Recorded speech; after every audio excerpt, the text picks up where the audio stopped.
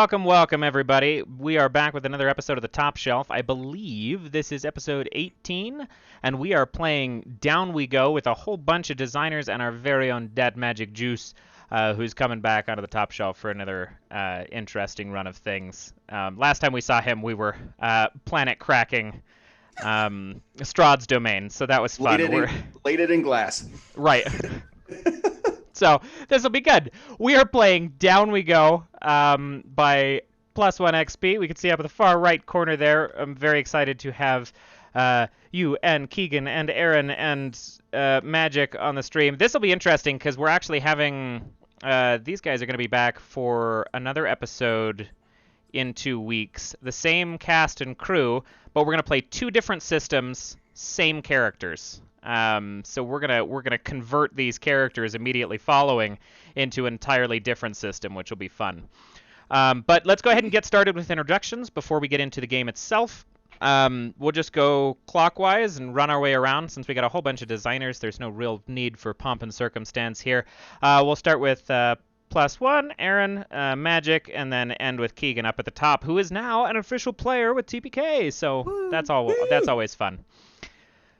Tell us about yourself, where we can find you, and as of tonight, what you're drinking.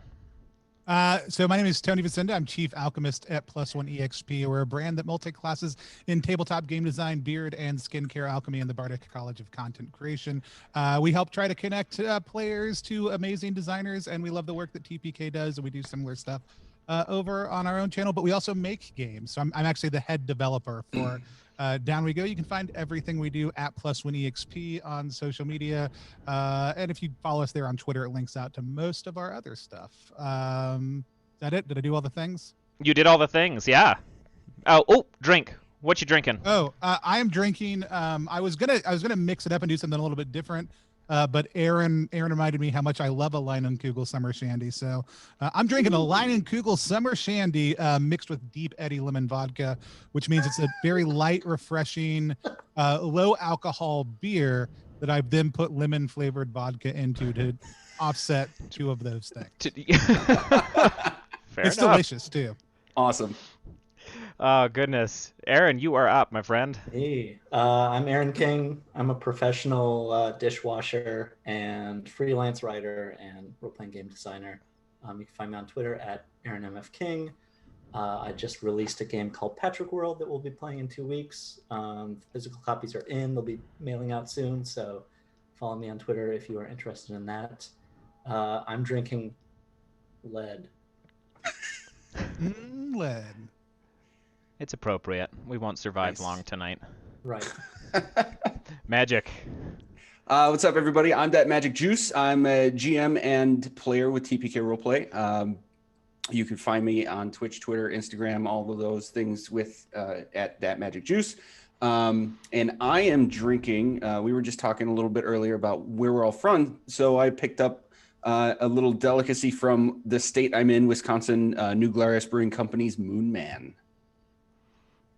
Fancy. I wish I had more import stuff around here. Utah's liquor service is the worst, so I'm jealous of everybody's selection so far. The lead's really in people. The lead. Oh yeah, no, we don't get any lead here. Lead. Yeah, this is imported. We don't get any. None of that domestic lead. Yeah. Keegan, I believe you are up, my friend. Yeah. Hi, I'm Keegan. You can find me online at KeeganEXE or KeeganEXE.com. Yeah, I'm here. Hell yeah. Short and sweet to the point. I like it. Oh yeah. I'm also drinking lead. I don't know. After the game, I'll get somebody to domestic explain the lead mugs. I'll make sure I grab my lead when I go upstairs on a break. I'm going to need in on that explanation, too. Yeah. Well, you're responsible for reminding me then, because I don't remember anything. Okay. But we can get you some lead. You better. Did we not just talk about how Utah doesn't import anything good to me? I don't get anything nice here. You gotta send me something. No. Utah is in fact unleaded. Hey. Very nice. So Down We Go is the game we are playing, I haven't introduced myself. I am Mads, your host. You can find me at JK Madigan. Let's move forward. I am drinking herbal spirits from Underground, which is a local brewery around the Utah parts, because I got to keep it domestic. But Down We Go is a rules-lite dungeon crawl. Upon initial read, my brain clicked in and said a little bit more Borgian, but it definitely has its own flair on things, and I very much like the layout. I've been looking at the papers that I have half-assedly printed off all day, and scrolling things down, and the art's delightful. The format is delightful. It's a real fun, just short form dungeon crawler, and tonight our four heroes, in a relative sentence, are tasked with heading down beneath the Infinopolis, the massive, ever-expanding, ever-present city in which everybody lives, to dive down deep and return a potion, or a poison bottle, that has been stolen from the nobles' quarters. One of the particular nobles there is pretty pissed about it, because he was really planning on patricide, and now he cannot. So, your job as the four of you is to go down into the depths and return this vial of poison from the rat folk, who have taken it and absconded with it into the sewers. And, maybe get paid and find some cool stuff along the way. We begin... Let me pull out my beautiful map of the Infinopolis. You can't see it because it's fine ballpoint pen, but there's 9 circles there. It's great. Really easy map to read. We begin heading out of the nobles' quarters, passing by the arena at the moment. So as far as everybody is concerned right now, you all would be in the arena district at the beginning of this adventure. The sewers are on the opposite side of town, so you have to pass through at least 2 other districts to get there. From the arena, and you're welcome to roleplay or do whatever you like from this point, but since I'm holding the map and y'all aren't, from the arena you can connect to either the necropolis, the bazaar, or the temple first. As far as the different districts that it would take you to on your way to the sewers. But the floor is yours as you are all wandering through this space. You can hear bloody battles going on in the arena for pleasure and sport, and hopefully some coin. It's all yours, fellas. Quick question for you. Yeah. So we're tasked with, is it retrieving the vial and taking it back, or we have it and we're taking it back? No, you have to go retrieve it. So you basically just got finished with this brunchin' with one of the nobles who knows you all to be relatively fearless dungeon delvers, traveling down that direction, and you are promised pay in response for it, but you really don't have a whole lot of other information other than it's somewhere in the sewers. And rat folk. And rat folk. You got that part too. Awesome. Hey, so that was a nice breakfast. Is this a job? Hey, who are you? Not in character. Should we introduce our characters? Maybe that might be helpful. Let's go around the table real quick. Who are you and what do you look like? Since I already started talking, so I'm playing a character from Aaron's Patchwork World that I've ported into this system that I will be porting back over, because it's the character I play on stream when I play Patchwork World, and that's the deal we made. Thanks, Keegan. Herman is the boy from over there. He is an interdimensional traveler who oftentimes finds himself in odd places when adventure is afoot. He has a giant, oversized, looks kind of like a diving suit, but with some extra bubbles on it. In one of those bubbles, you can see a very tiny raccoon who has erected a hammock and is living in that bubble. His name is Randy. And he's got a sword that is large and oversized for him. And he's probably about 14 years old. And he just kind of wandered into that brunch, unaware of what's happening. But when he heard there was a job, Herman has learned one thing: money matters. He doesn't know what for. And that jobs are how you get money, and that titles are a form of meritocratic promotion that he highly desires. And so if this is a job, he is all about it. That 14-year-old's about the hustle. I like it. Yeah. 14-year-old trapped in the gig economy. Rip. And I'm going to go ahead and say he probably walked out of a bathroom and into Infinitopolis from parts unknown. And so he really has no idea what's going on. Superb. Greta, Gray Greta.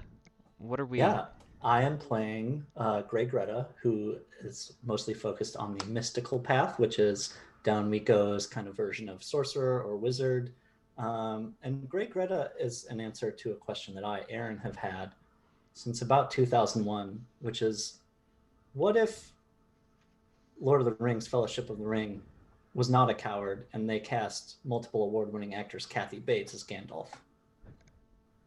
And so as we go forward, just imagine, star of Fried Green Tomatoes. Misery. Yeah. Misery, of course. Had a great outing in the movie about Schmidt. Here today, she's cast as Gandalf, and she's here to lead her little friends on a great adventure. Oh God, that's so good. I can't begin to fathom how good that sentence was. I want that embroidered on my wall. I don't have anything nearly as entertaining as you guys so far. You shouldn't. What the hell? You shouldn't. We've been far more entertaining than OSR deserves. Awesome. Okay, so I'm Borba. I'm playing Borba, who is a little bit reserved and stoic, but hopefully on the deadlier side. Dangerous with a rather unique short sword that he has taken from a fallen enemy and fashioned into sort of his own concept. Combination of mystical and bloodthirsty paths with this system. So he's very elf-like. We're gonna say sort of like bronzed skin, the long flowing white hair, pointed ears. I'm going the elf-like route. Spectacular. Well, I am playing Elon Sleazebaggano of Star Wars fame. Yeah, I'm a sneaky character, and I have a vibro knife. Okay, this tracks. Yeah, that makes sense. Okay. All right. Simple. So we have returned to immersion. Herman, I believe you were saying something. So this is like a job, right? Yeah, kid, this is a job. I mean, all right. So we're going to the sewers. Is that like a fancy club? It could be. Depends on the day. Okay, what's are if I look around right now, is there a high sense that these arenas are a very bloody place? Oh yeah. You can hear the Wilhelm scream from like 2 walls away. Cool. Inside the arena. It's great. And these are like sport arenas. Yes, yeah, sporting like gladiatorial arenas, and there are probably half a dozen of them. This is like the warped tour of arena combat. Okay. Yeah, this is. I mean, this seems exciting. And we're getting some poison. Yeah, that's the job. Okay. Great. I'm gonna take off. So you're just beelining it. All right. So they can follow me or they can't. That's fine. What district are you attempting to get to in connection to the arena? You got the Necropolis, the Bazaar, or the Temple? The districts. Necropolis for okay, sure. I mean, of course. All right. Yeah. So give me a D6 roll for me. 1 sec, my dice fell. It's a 5. You don't want to start that this early, Keegan. Why? Hey, so for everybody watching, I'm going to give Keegan a pass on that one because we are 20 minutes into the episode. No pass. All right, fair enough. So, what was the roll as it landed on the ground? It was a 5. It was a 5? Okay. So, for everybody watching at home, there is an optional rule in Down We Go that reads, if your dice end up on the floor, your character dies in a gruesome and embarrassing way. Period. You begin immediately rushing off towards the necropolis within the Infernopolis. You get to the necropolis district, and are all three of you following? As this happens? Slight distance, but yes, for me at least. Okay. Yeah, so you got a little bit of a lead on them, but you go barreling in, and the person you three watch two hands reach out of an alley and just intercept him, like half clothesline him, grab him by the back of the collar, and then drag him back into the alley. And then off screen, you just see a horrible spray of blood, just like somebody just exploded. And then this same like robed figure just walks out, like patting himself off, and like just continues casually down the way. Can I high five this robed figure as a fellow robed figure? I'd be giving one of these as I pass by the spot, like.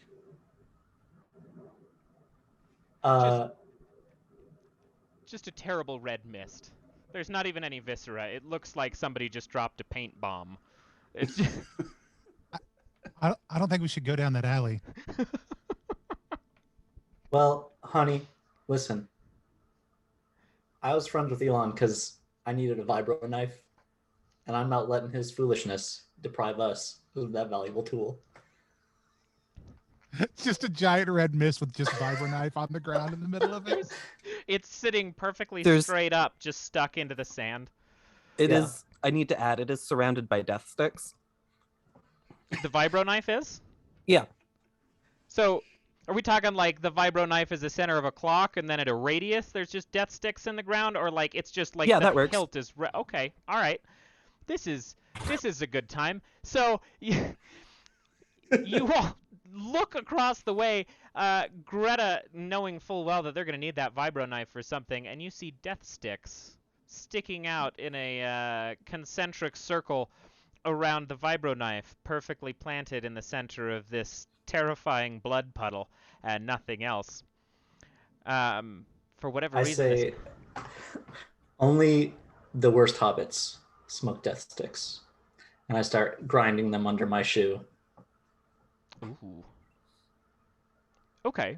So with just abandon and completely disregarded, just kicking down the death sticks and maybe even disrespected. Yeah. Disrespectfully stomping the death sticks as you go over and pick up the knife. It is vaguely sticky, but you have the vibro knife of Elon Sleazebaggano. Vague sticks are a different drug than death sticks, though, right? Yes, that is correct. Vague sticks are worse. Eek. Keegan, who's your new character? Yeah. Oh, yeah, I'm playing Sister Faith Anger Smash. She's a nun who works at the necropolis. She's 1 level of holy and 2 of bloodthirsty. Okay. Please hold. Discuss amongst yourselves what you are doing next while I have to change Elon's name. Yeah. I go from high-fiving the person that just murdered Elon to high-fiving our new nun friend, who I feel like we've probably done some jobs together in the past. Oh, for sure. Faith, what's your last name? Anger Smash. All one word. Anger Smash. Perfect. That's a birth name. You would think it's a nickname. The name you had before you took the vows. Right. Hi. Do you want to go get? We're supposed to go to the sewers. It's like a club. Do you want to go with us? They're not really like a club, but I'll come with you just in case. I hope each new character denies what your previous character has told us. Hopefully this is my last character, right? Right. Fingers crossed. I thought you were rolling in a box just to spite me. No. No, dying 10 minutes into the game just to spite me is worse. So, from the necropolis and this terrible, unfortunate event, we are looking at the directions towards the Pleasure Dome district or the bazaar. Does anyone need to do any shopping? I mean, I have some money. If someone needs something. Do we have money? Herman does, apparently. Herman Herman has all kinds of money. Awesome. A lot of it probably not valid Tinder, but I mean, a lot. There's a lot. I have a lot of money. Is it gold pieces or coin? It's mostly a mix of coins, but a lot of paper money, as well as like there are probably like small gemstones mixed in, of which Herman has no concept of the value of any of them. So You got a he just knows he voucher has for- money. Voucher for free entrance to a theater. 100%. Yeah, Punch lots of card coupons. for drinks. Spectacular. Okay, so which direction we heading? Well, I don't think we should head towards the. Sorry, what'd you call them? The pleasure pools or Pleasure Pleasure domes. Dome. I think we should avoid that. What do you have against pleasure, sister? That's a good question. You sound like someone that's never been to the pleasure domes, and I'm happy to be your first tour guide through here. They have food to die for, drinks to kill for, and deaths to eat for. I think we'll see. You'll see it. Do I roll? Yeah, go ahead and give me a D6 if you were leading us all towards the pleasure domes. With I a got- I'll 14-year-old. absolutely perk up at the mention of what was it? Drinks to kill for? Drinks Yeah. to kill for. Sounds like it's up my alley. You got a I 2? got a 2. Very nice. Let me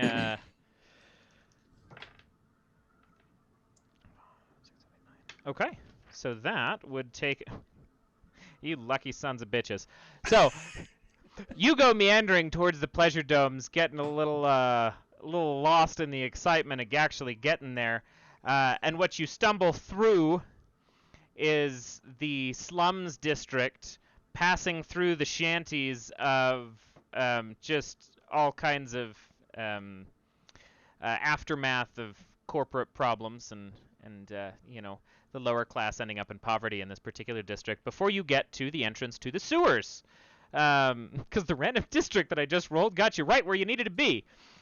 Standing in front of the sewers is a mostly naked old man. Think like Deckard Cain from Diablo.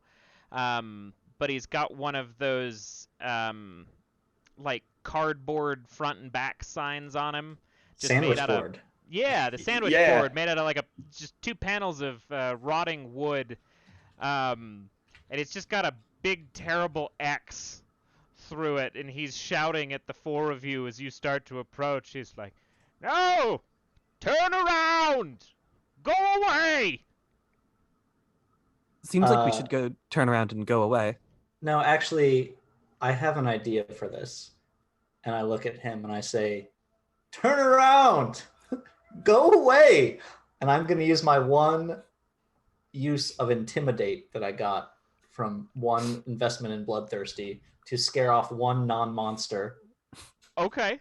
All right. Go ahead and give me a bloodthirsty roll plus your Oh, do level. I roll? So Oh, abilities are automatic. Oh. I'll still roll for it if you Okay. want me to. No, you're good. Abilities are automatic. So, where are scare off level 9? Yeah. Okay. So, you shout the same thing at him. I smash my staff down. Perfect. And Go away. much like a strangely non-IP specific gray wizard, you slam this staff down, shout, "Go away," and this old, also strangely not gray wizard-looking fellow with the sandwich board. It's Ian McKellen, and he's in this sandwich board because I stole his fucking job. Yeah. God damn. So old Ian McKellen fellow looks at you and he goes, "Oh, I see my shift is over. Okay."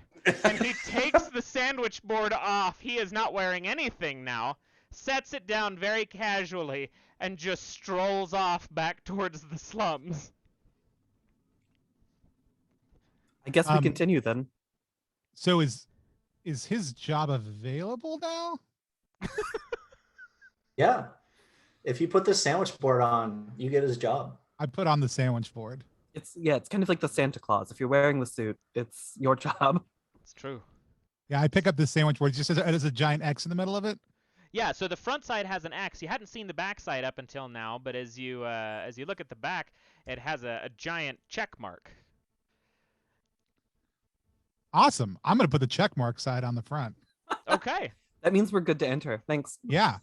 So check mark side's on the front, big X is on the back, and you all begin strolling into the sewers. We are speed running this, aren't we? You are very much is what it Even feels with like. even with a speedrunning major this. character death 5 minutes in. Oh yeah. That was part of the speed run, I guess. I wouldn't Major call Elon character. Sleazebaggano a major character. Yeah. He was going to be. Look, he had a He was going praise. I could have places. told how much those gems were worth, but he's dead. He was really close to getting his own spin-off movie, but the studio Why canned he him. never showed back up? Right. So you enter the sewers in a, I guess, a very large kind of antechamber of a whole bunch of incoming water, it would be incoming water flows from two different directions, outgoing a different direction. And you can immediately hear as the sounds of the Infinitopolis decay behind you, walking down into this tomb of watery tunnels. There's noise from all three directions. You can hear clanking or splashing sometimes. There's light that'll flicker between them. This place definitely looks occupied. Now, Herman, I do want to tell you, if any little gremlin starts asking you riddles, you just turn around, walk away. Okay. Do I move? Do I need to switch from the check to No, the no, X no. when You give those gremlins that big X, and Okay. That'll benefit you greatly, I promise. All right. And a gremlin is a Well, it's sort of like you, but worse. okay. And I pull out my journal and I write, "Gremlin's sort of like me, but worse" inside of it. He's learning. Okay. I love Herman. Yeah. You all. Yeah, go ahead. So you said there's two ins and one out. Mhm. Is the outflowing water straight ahead to one side or the other? Yes, the outflowing is straight ahead of you. The water flows in the direction that's straight forward, and then the other two are incoming. All of which are fairly slow right now, but you can definitely see the current. From my understanding, water always runs towards poison, so I think we should head that direction. Is that how that works? I don't doubt you, but I would like to hear more. I don't understand how it works. You're the wizard. Listen, I'm just a happy old lady that can do a few tricks on this pipe. And she takes a big inhale from a pipe and blows it out, a smoke ring. Gorgeous. Okay. Down the central waterway, then, it sounds like. As you arrive in the next chamber, it is well lit, and about the time that you can hear, or about the time that the sounds and kind of wake of you guys walking through this water hits this central chamber, you can see three rat folk run into the room, two from one side, one from the other, and all three of them kind of stop and bare teeth at you, kind of just following the sound of you guys trudging through. Two of them have got crossbows. One of them's got like a bardic, the big axe with the but it's small. It's rat folk sized. And they all sit and look at the four of you, and go, "Why are you here? Out?" Question. I make my Yes. teeth really big also. Are these rats? Are they rat-sized? These are. They're not rat sized. They're Are they Herman sized? gremlin sized. So yeah, I guess Herman sized. Yeah, so they're about the height of a 14-year-old. Okay. At the same moment that everybody's reacting, I'm gonna give a little flick of my sleeve, and a thin short sword will emerge, sort of popping out of the sleeve, and I'll grasp it with a couple fingers at the hilt, in a sort of ready stance. The two rats raise the crossbows at you. The bardic fella taken just a step back so that they can get in line with each other. And they go, "Ah! There's no... We weren't shooting. But don't you dare raise that. We will shoot." It's so narratively, it's still pointing at the ground, like arm straight out, pointing at the ground. And I'll just respond. It's my understanding that you possess a poison we're after. All three of them, like the two drop their crossbows. The other guy kind of relaxes his bardic and he goes, "They didn't. He got the memo. We were told. Look, we were told not to bring that up anymore. We did have the poison. We were gonna use the poison to kill King Frog, but the frogmen then took it from us and are now planning on poisoning King Rat. So right now, we don't have it. People need to stop asking." Well, just for the record, you didn't bring it up. I did. So I think you're good in that regard. Well, but you brought it up. People should stop bringing it up. Is I think what I said. I feel like it's a rat folk should stop bringing it up sort of thing, where it's like, fine if we do it, but if you do it, it's like a problem. Listen, my No, fine that furry, tracks. my fine furry fellows, you don't want the frogs to have this poison. No, we want the poison so we can kill the frogs. We don't want the frogs to have the poison. Do you want to use the poison to kill the frogs? We want to kill the frogs, especially if they have the poison. Well, We would have killed you if you had had the poison, so maybe it's good you didn't. Well, but you use the poison. buddy, I think to you're kind of kill. stepping on my lines here. Oh, my bad. Are you a nun? Yeah. That's really fucking weird. Why are you down here? You're gonna get all dirty. You don't know, have- I can hike my robes up. I have nice You don't boots. you don't have nuns down here? No, we don't have nuns down here. All of us are atheistic. Oh, so she's kind of a nun of the above then. Now you got it. I like you four. You gonna come meet King Rat? I'll give my wrist would- a little flick and my sword will sort of retract back into my sleeve. Okay. I would love to meet King Rat. I've wanted nothing more than to meet King Rat. Okay. So, all four of you are then walked through a good length of this sewer, and they're like disarming traps as they go and like shoving off some of the local flora and fauna to keep the area clear, and just like trying to get you to King Rat. You enter a large like a big chamber that on the back end of it is like a massive sluice gate, currently closed, and looks like really shoddily tack welded onto the sluice gate, and kind of suspended above the water line is the chair in which King Rat is sitting. He's a little bit bigger, definitely rounder, but he looks at the four of you, and then very self-consciously kind of tucks the third of his tail that is left up underneath him, because he didn't realize he was going to have guests, and then like kind of gives a flourish and he goes, "Welcome! It's been a bit since we've had visitors." I've been invited into a number of beautiful homes, and this one absolutely ranks in the top 5. Top rat home, number 1, for sure. And so I just wanted to thank you for that. I'll agree with the rat home part. We keep this very nice, but if this is of the 5 total homes you've ever visited, then you visit really city homes. No, it has A lot of- it has a smell. I deal with a lot of hobbits. That makes sense. So, what brings you all in? Borba, you dealt with the whole "where is the P word" thing very succinctly last time. I defer to you here. The P word. What does this mean? Yes, a certain poison that has been, it seems, passed around, and we're here to collect it.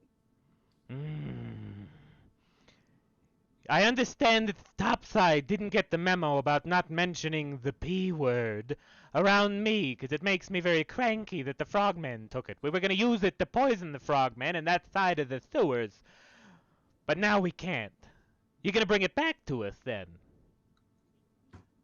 That's not exactly the plan. However, it's also my understanding that we may have a common adversary, and I'll sort of take a look to my side for the crew to either corroborate or get me out of that one. I am gonna boil this frog king, solving what you needed the P word for. We are gonna take the P word, use it on our own sort of frog king. There are frog kings on the top side too. Yeah, They're it's kind toad of kings, sort of, but like they're very similar species. Fucking gross. I hate all frogs. I don't want again- anything to do with them. Yeah. Also, why is your gremlin over there just baring his teeth constantly? Is He's this? learning. Yeah. Is that not? I thought that's what we were doing. No. Oh, you saw the rats doing the thing earlier. No, that's a show of intimidation. I thought you were trying to be offensive. I was about ready to get real cross, but your friends are so kind. Hold on, and I pull out my journal, and I write, "Displaying teeth, sign of intimidation."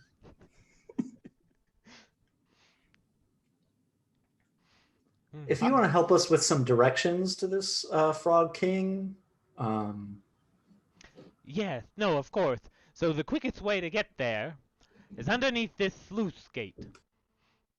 But it's closed and has been for like 24 years. Whole thing's rusted out. So you'll have to take the scenic route. What if we just went through the gate? We could just smash the gate, right? You know, I hadn't thought of that. We're not very big. You are rather small.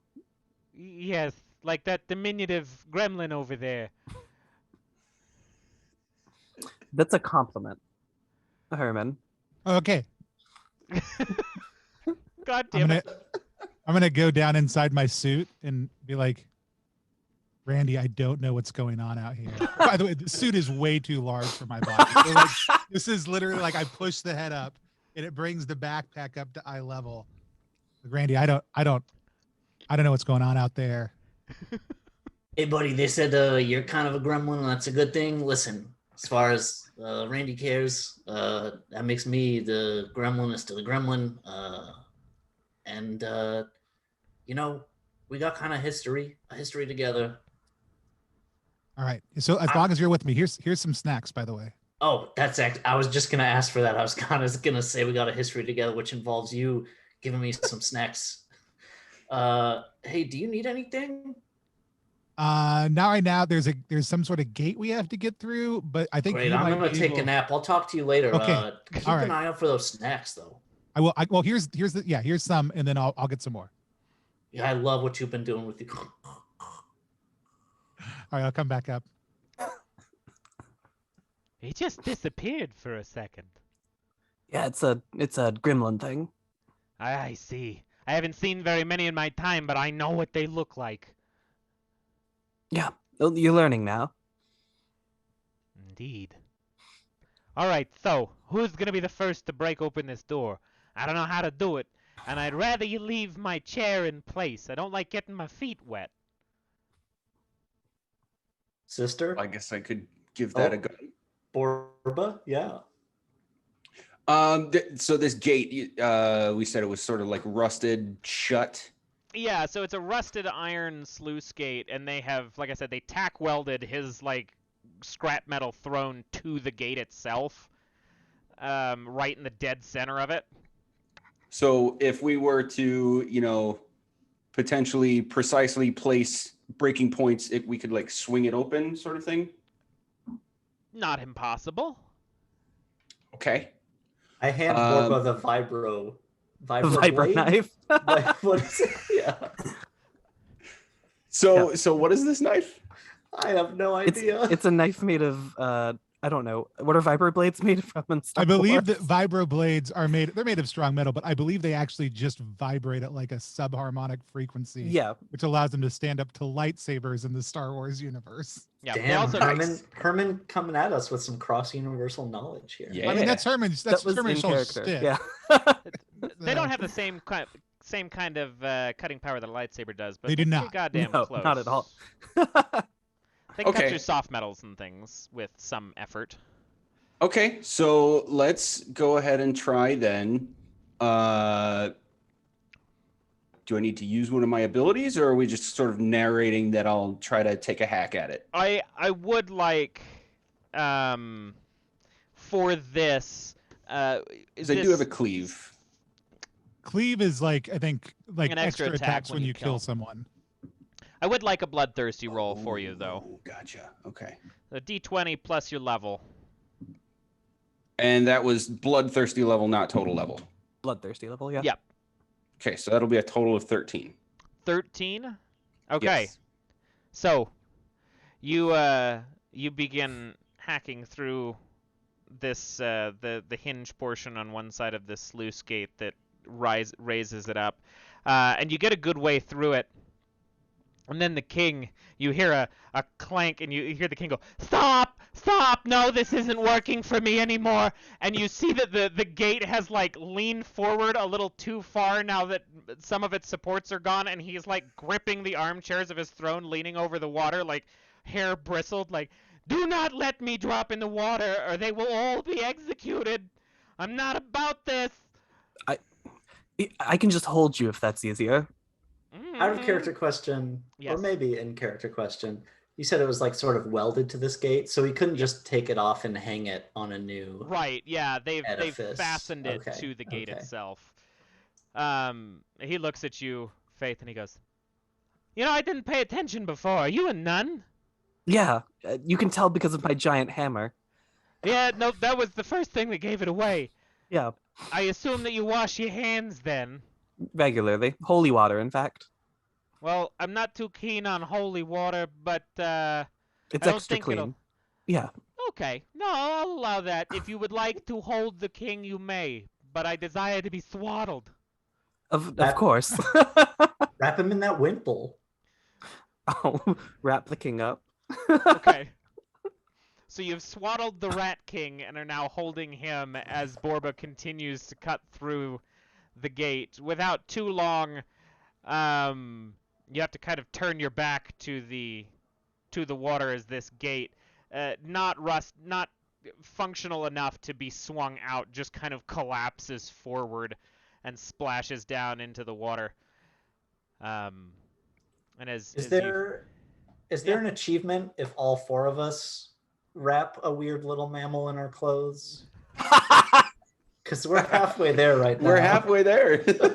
Yeah, it's up there. It doesn't give quite as many gamer points as you'd like, but it's there. Oh, that's too bad. Okay. Yeah, it's more of an I Easter really want egg the gamer thing. points. Yeah, But from a completionist standpoint, it matters a whole lot. it does. Yeah. Are we speedrunning any percent? Or No, it's 100%. We gotta get Oh, the four no. animals.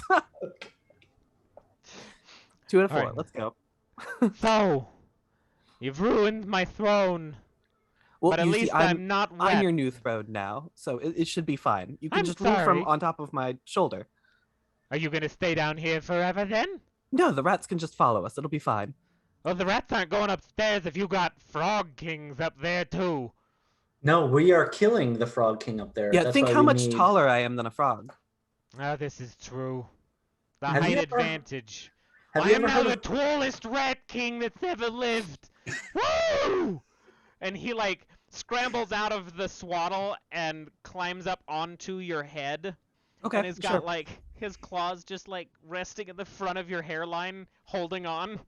achievement unlocked? Ratatouille. Yeah, there you go. I'll give the sword take a little 1 gamer point. flip.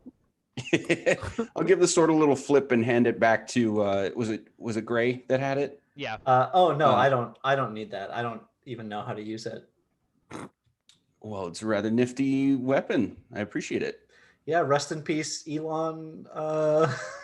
Please, Lisa Logano. Pagano. You did help us in the end. That's why I recruited you for this quest. New achievement unlocked. I now have a weapon I've taken from a fallen enemy and a weapon I have taken from a fallen friend or ally. Yes. You've got the duo. Now you're just looking for the hat trick. Yep. Gotta- What Which would is a preferred hat be? that you've taken from a fallen enemy. That's a weapon No, you've taken from it's a hat yourself from either. after you've It's fallen. it's a rat that you've taken from the fallen clergy. Oh no! This is giving me heart vibes.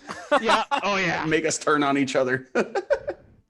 So you guys press down this waterway, and the Rat King goes, "All right, we're gonna keep on this path for like 30, 40 meters, and then there's gonna be some forks in the road. I don't know which way to go, but frogs like traps, and fungus, and bugs, all bad."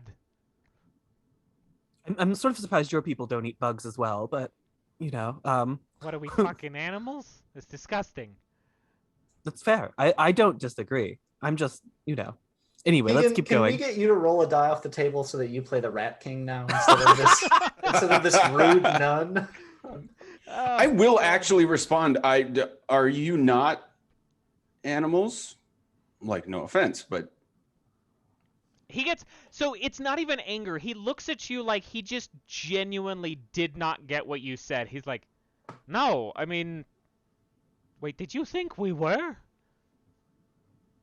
well, rat folk, I am entirely out of my element. You know that humans are genetically close to bunny rabbits, right? It doesn't mean that we're an animal. Rat King, can you regale us with the history Okay. of your people while we continue down this? After a nap and some snacks. I'm gonna take the nap first, and you better have snacks in a minute. But no bugs. No bugs. Got it. Correct. We got a bad table, Starts to- notably. Oh I'll- yeah, I'll- no, I saw it. Okay, cool. I'll That's- pass you. I'll pass you a thing of animal snacks. I think he only eats 3D Doritos, but They do look a lot like, it's a bag that looks a lot like 3D Doritos. okay, cool. What And the white fuck are cheddar 3D Cheetos. Doritos? Can we swear here? And what You the can- fuck are 3D Doritos? Both. They're Yes. they're Doritos that are 3D. I cannot explain. I think them. all Doritos are 3D. they're like puffy. Yes, and an abomination to the Dorito world. They're trying to be Cheetos, and they're not. Yeah. I'll find a picture of them for you while we keep playing. Thank you. Imagine like what a cheese puff is to a Oh, Cheeto. come on.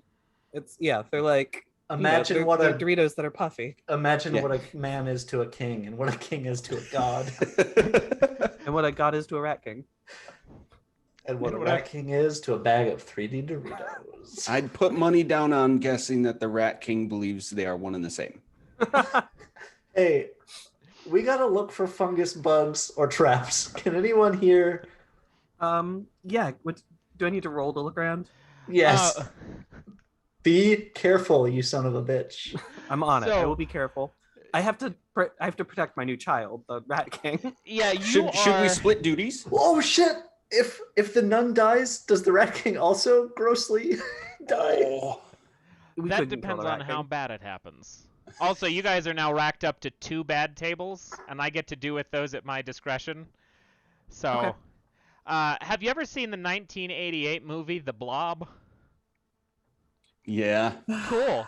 So, as you walk through, looking for lichen and fungus and insects and the sort, this first hallway leading to the frog space does not seem to have anything of that like. Although, as you are kind of keeping an eye out, what was sewer sludge and the smell of terrible bowels and the back end results of 3D Doritos,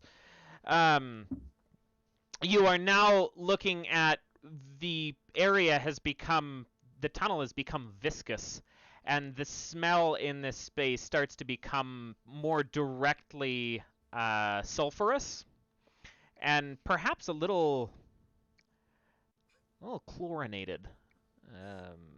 It's not good. Does that smell like chlorine to anyone?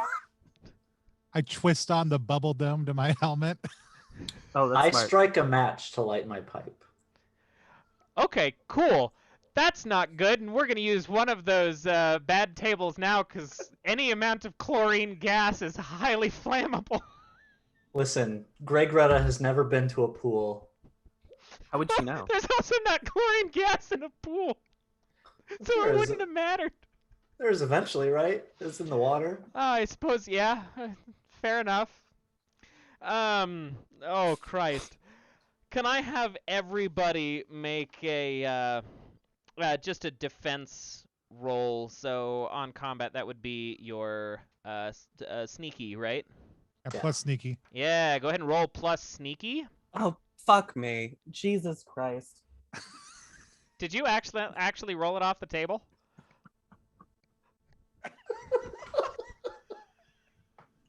Yeah. I don't even know where it went. Okay. That was Keegan's only D20. Herman, Greta. Keegan's like, I've got so one. many D6. I found the second one, no worries. 46 minus 4 has a almost identical bell curve. I'll remember that for when I lose my next one. No, that just makes it easier for you to drop fucking dice. Do not roll 4 dice at a time. So, Greta, you got a 9? Yeah. Okay, Herman, what'd you get?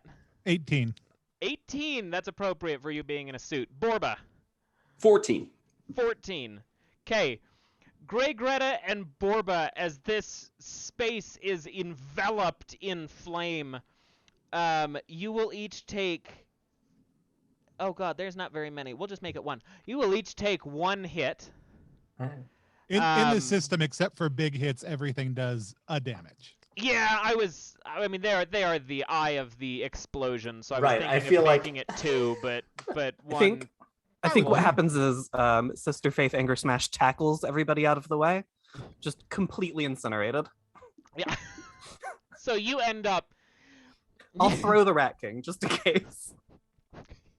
So, as this fireball goes off in this hallway, you ignite Greta, and Borba, you catch fire. Herman is fine. He's in a bubble suit. Faith, recognizing this, goes to topple these two into the water of the sewer to put them out, and tears and practically scalps a portion of her head in the fright of this fucking Rat King as you just pull it off of your head and give it a lob. Herman, you'll end up catching the Rat King, 'cause you're fine.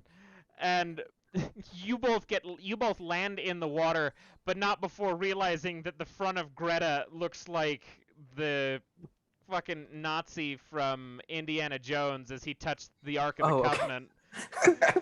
That was a scary start to a sentence. I know, I had to honest. finish the sentence before, like, had I stuttered in the middle of that one, it would have been real bad.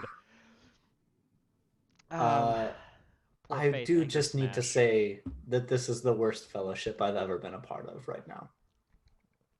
Oh yeah, you sit back up, still half covered in shit water, and you're both soaked and not on fire at least, and you can watch the light kind of dissipate down both directions of the tunnel. What happened to the other ones? The other ones of The other fellowships. They're all great. We write each other regularly. Okay. If you give me your address, like when we're done, I'll write you a letter. Great. Well, I hope we make it. Me too. Says the disembodied narrator from the distance. The Rat King has just got claws in the front of Herman's suit, and he's like, "What the fuck just happened? I was asleep, and now I'm very much awake." That was one of those Frog King traps. I mean, here's some snacks. What kind of snacks do you have? Do you see this R right here? The letter R? Is this Yeah. a spaghetti-o? Yeah, they say R snacks on them. That's definitely for rats, not for raccoons. I see. Well, so as I was explaining to your friend Borba, I am not a rat. Holy shit, is Faith dead? Oh, geez, yeah, it looks like it. Sweet. Well, I need some snacks. Can you take her ears for me? Yeah. It's very cartilagey. It'll keep me munching for a while. Okay. And Herman bend down and pick up one of Sister Faith's ears Get and that give it to vibro the knife. Rat King to eat. Medium well. Yeah, yeah. It's medium well. Oh goodness. So, Faith immolated, Yep. and you three begin walking forward once again. And as you pass through, you end up with a fork going left and right. Down the right way, you can hear muffled screaming. Down the left way is just silence. Oh, I think screaming means people are alive down there. Where we're looking for fungus, bugs, traps. Keeping it simple. Traps make people scream. Fungus might make people scream. Bugs definitely make people scream. It's true. So let's go to the screaming. Screamer's Way. Okay. You We all look up and there's a sign that says Screamer's Way. Yeah. Scratched in like ancient graffiti and some like basaltic chalk. You all travel down. It's a fairly short path with like 2 or 3 switchbacks into what appears to be like a hard waste pit, where the water is kind of filtered out. So it's just like 5 or 6 inches of feces and detritus and things. And hanging from the wall is Keegan's new character, being poked and prodded at by 4 frogmen, who are all about the same height as the rat folk, except they hunch forward a little bit more, so they probably look about 6 inches shorter. One of them turns to you and he goes, "Crikey, we don't like visitors down here. This one's about to learn that. You 3 of you will be next." They really don't like visitors. Hey, who the fuck are you? And I turn the sandwich board to the X side.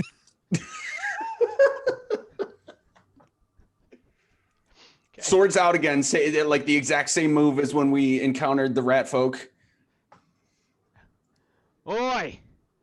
These folks are looking for a fight. Well, let's get on it then. We can return to this skinny bastard here shortly.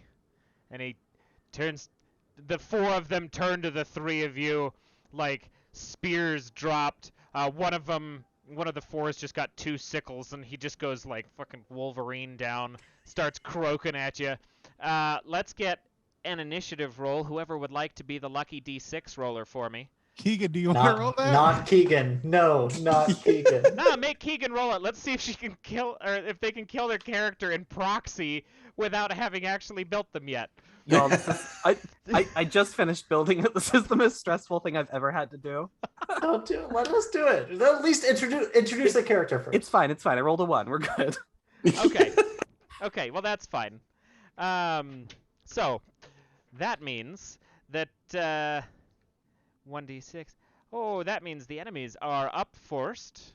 2 of them with the spears are going to rush Herman. You look a little bit like a bug to them, and they're I'm also holding the Rat King, so I guess that makes sense. which I didn't notice before. One of them shouts, "Oh fucking hell! That guy's got the Rat King! Go stab him!" So go ahead and make 2 sneaky checks for me, or plus sneaky.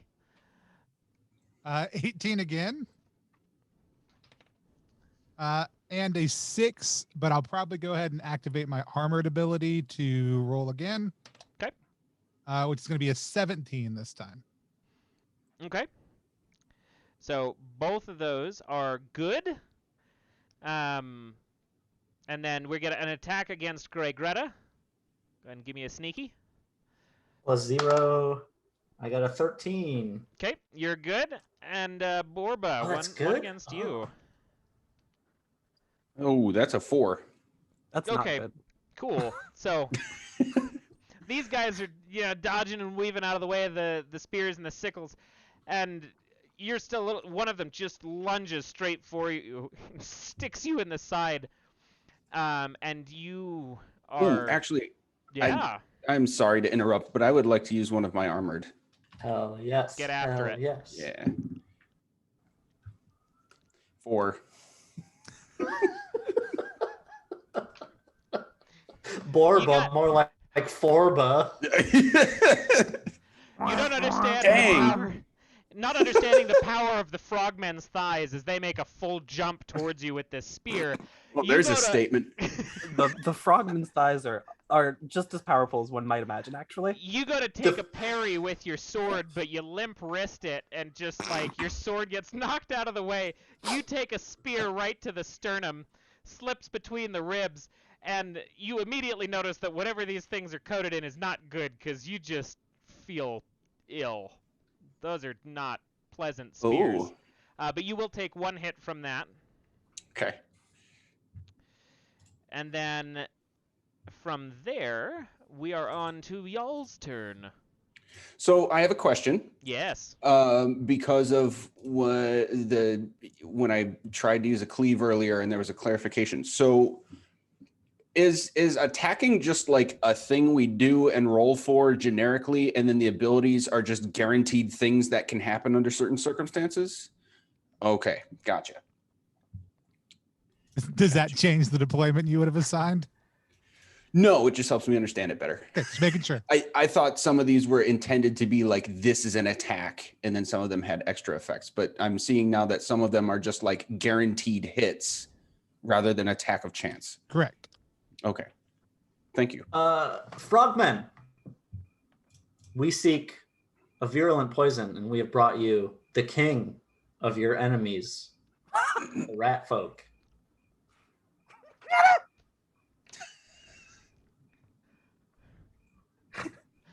The Rat King immediately goes, "Oh, you fucking didn't."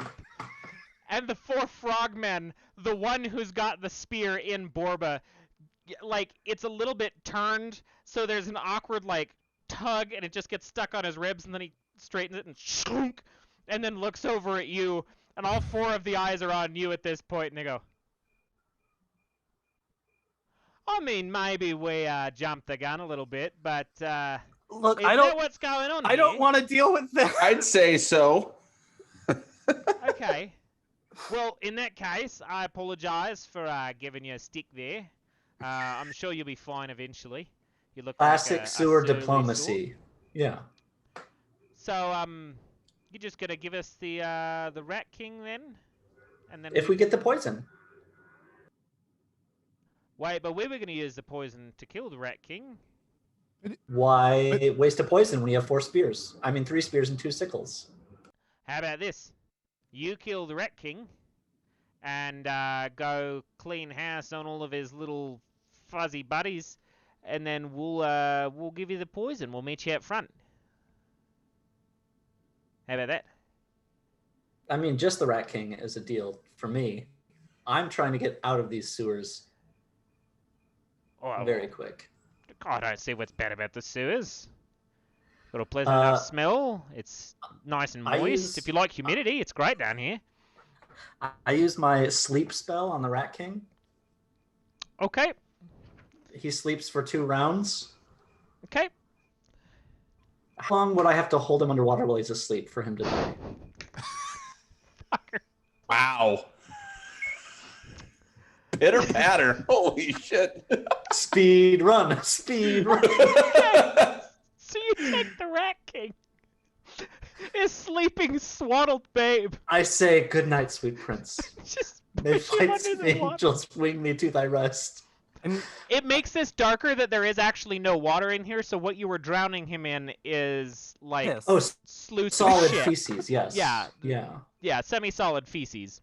Lovely. So you press him into this like a fucking plaster mold, and eventually you can start to fucking wiggle a little bit, and then he goes quiet. And a I single keep bubble. him there a little longer just in case. And then I say, hey, can you hand me that vibroblade, please? I'm legitimately just looking at you like, huh? Listen. And I'm then I trying to hand it get- over. Stab it. Stab the Rat King. Okay. Yeah, no, he's definitely dead.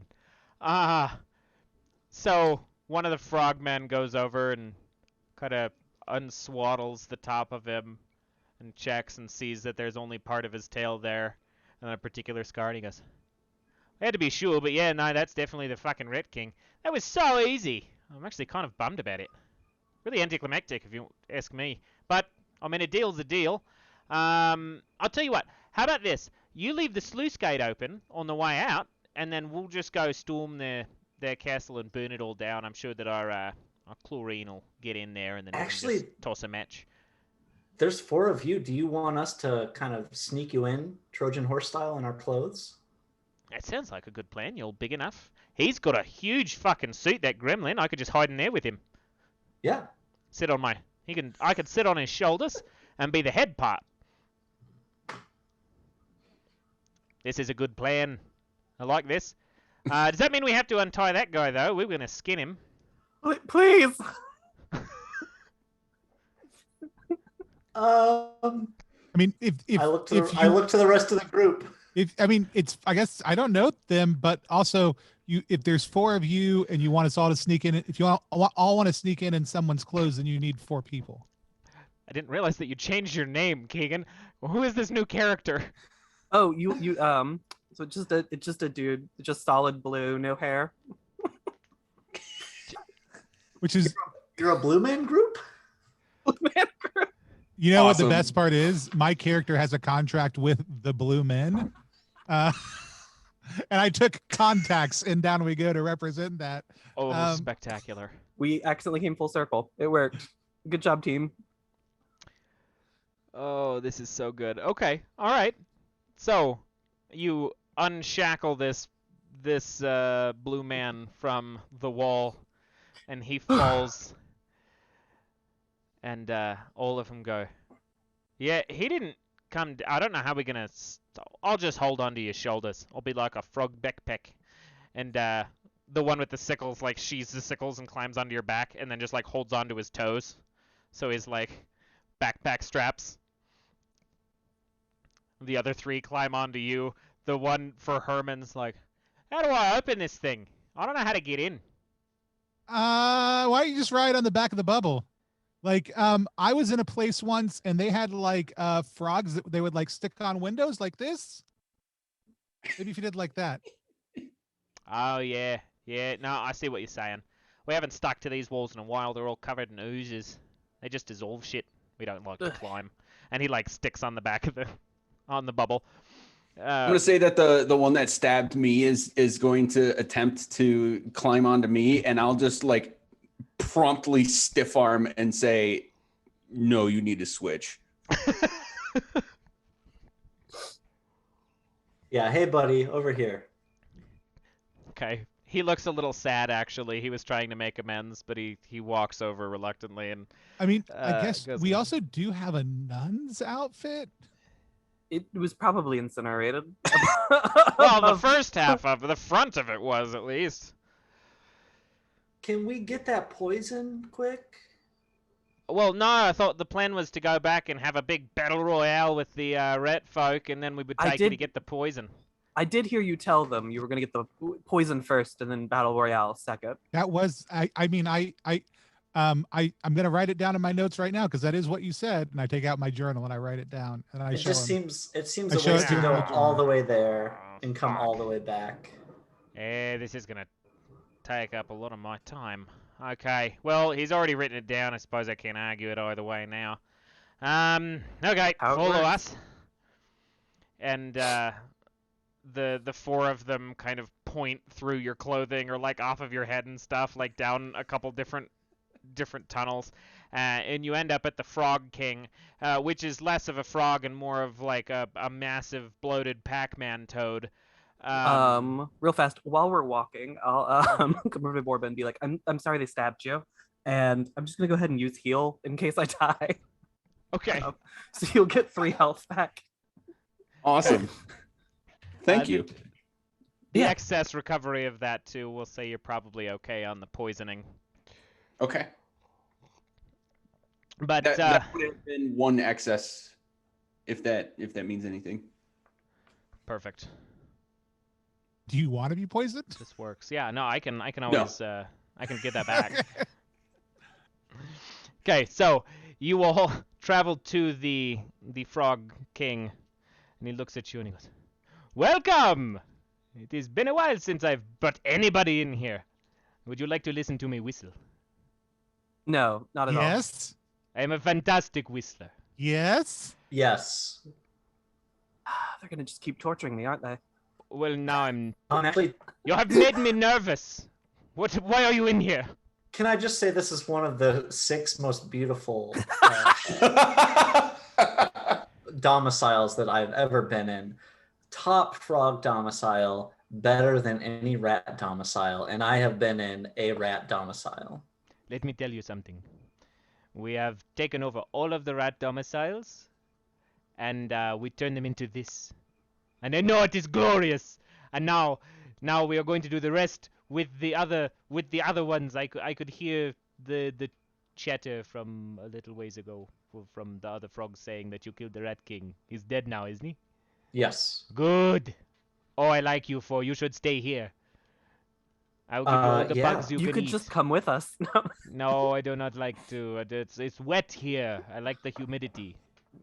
We need to kind of export this poison that you have imported, and your officers did agree to that.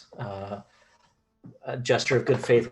We did kill that Rat King, and with the poison, we will now continue to bust you into that last readout of these rats. And I would love to keep in touch. Maybe write some letters. I'm considering this kind of a fellowship situation. With me? Oh. Yeah. You. I would call this maybe like sort of a Return of the King. Yeah, I was thinking like a Fellowship of the King, but that's a better joke that you just made.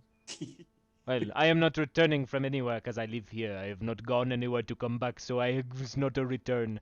Unless you are planning on using necromancy on the Rat King, and then I would not be about it. No, I can't do that. I don't know anything about that. Well, that is good, because otherwise I would have to eat you. But I will not. Why don't you all go do the rat stuff, and I will give you the poison, and you can take it with you. But don't drop it. Please. We would never. This is good. We're not the sort of people to drop things. You. Who? Wait, what? Did I miss a joke somewhere? You 3 are far too witty for me. Keegan's dropped great. a bunch I of agree. things. Keegan's dropped so many things. Look, so I will get you the poison, and you see him immediately just start to like reflex his diaphragm and like cough, and his big fucking Pac-Man toad mouth opens up, and what you are looking at is like a crystal, like a classic like French crystal decanter, but it is scaled up in the way that like the cork for this thing is a human skull. Like an actual human skull is the cork, so like this is a big fucking bottle. That's a big bottle for such a small frog. Oh no, it's a big fucking frog. This guy's like 40 times bigger than any of these Oh. frogmen. I assumed he was the size of the Rat King. Okay. No, we're talking like the Zora King and Ocarina of Time. Gotcha. That's very impressive. Should I just reach in and grab it? You can come take it from me. Maybe Borba. I feel like Borba should carry it. Well then. I can carry it if you don't want to, Borba. You can get it, Borba. I'll just have this look of astonishment at the size of this thing and legitimately just like, well, okay.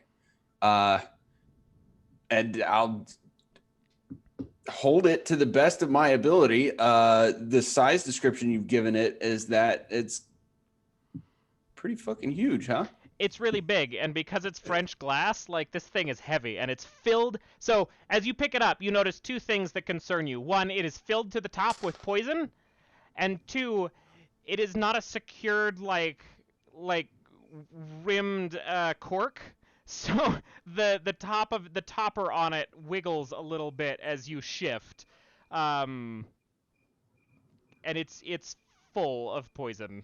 It's probably like 2 or 3 gallons of the shit. I'm addressing the Frog King. Were you able to move while this was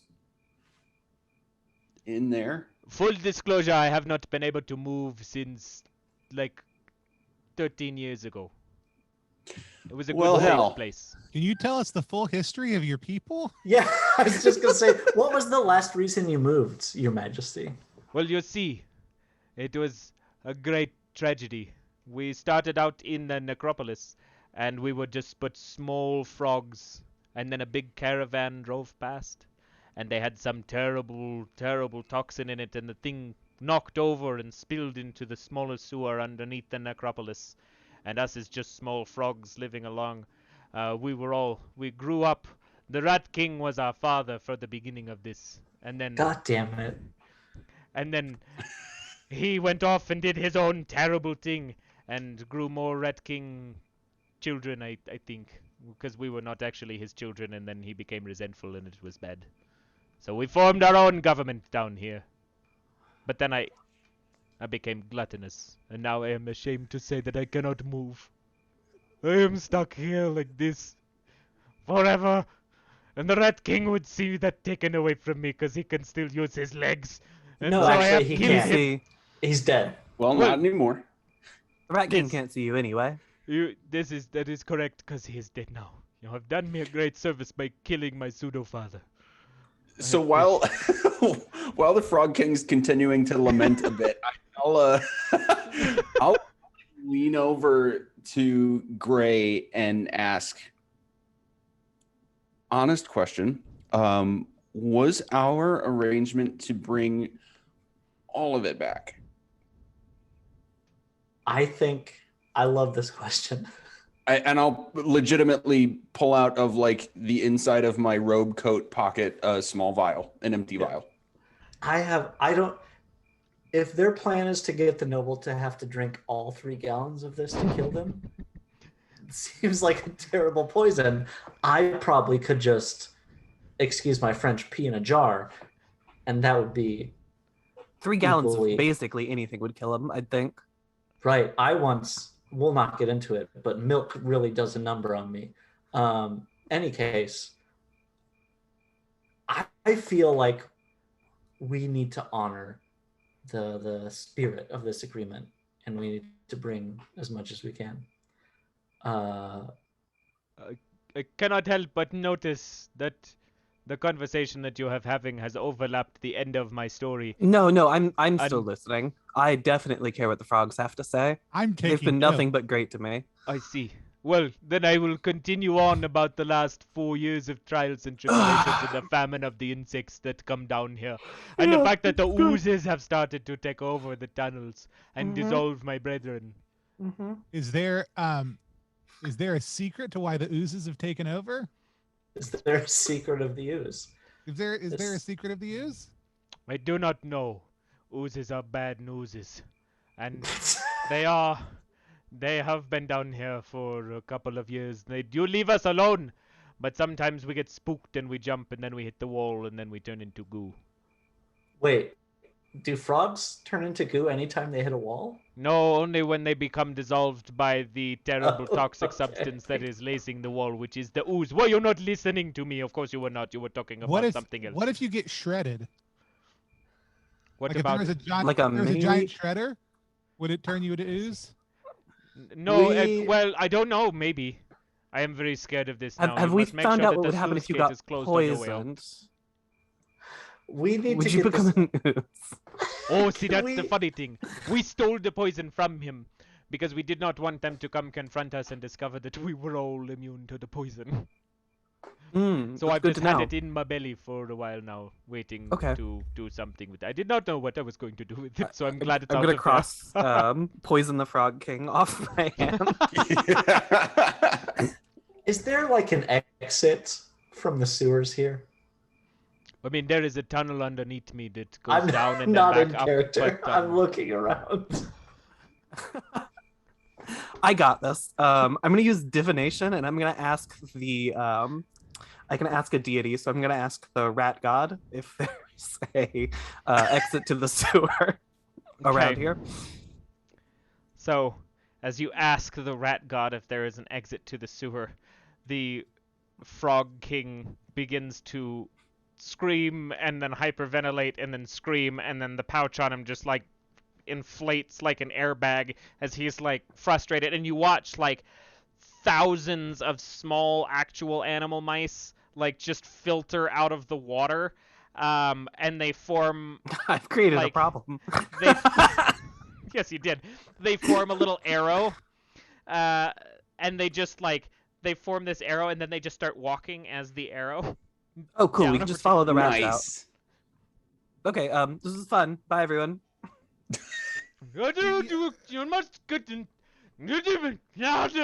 And like he's totally illegible at this point, and nobody seems to be responding in an aggressive manner, so he might just be venting. You're not sure. But you follow this rat trail. Yeah.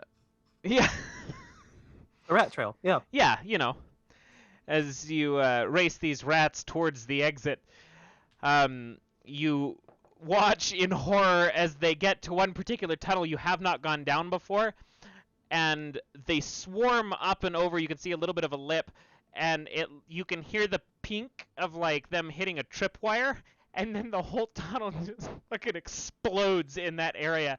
And you see thousands of like scorched, well done rats just fly all over the place. Damn it, if the Frog King was here to see this.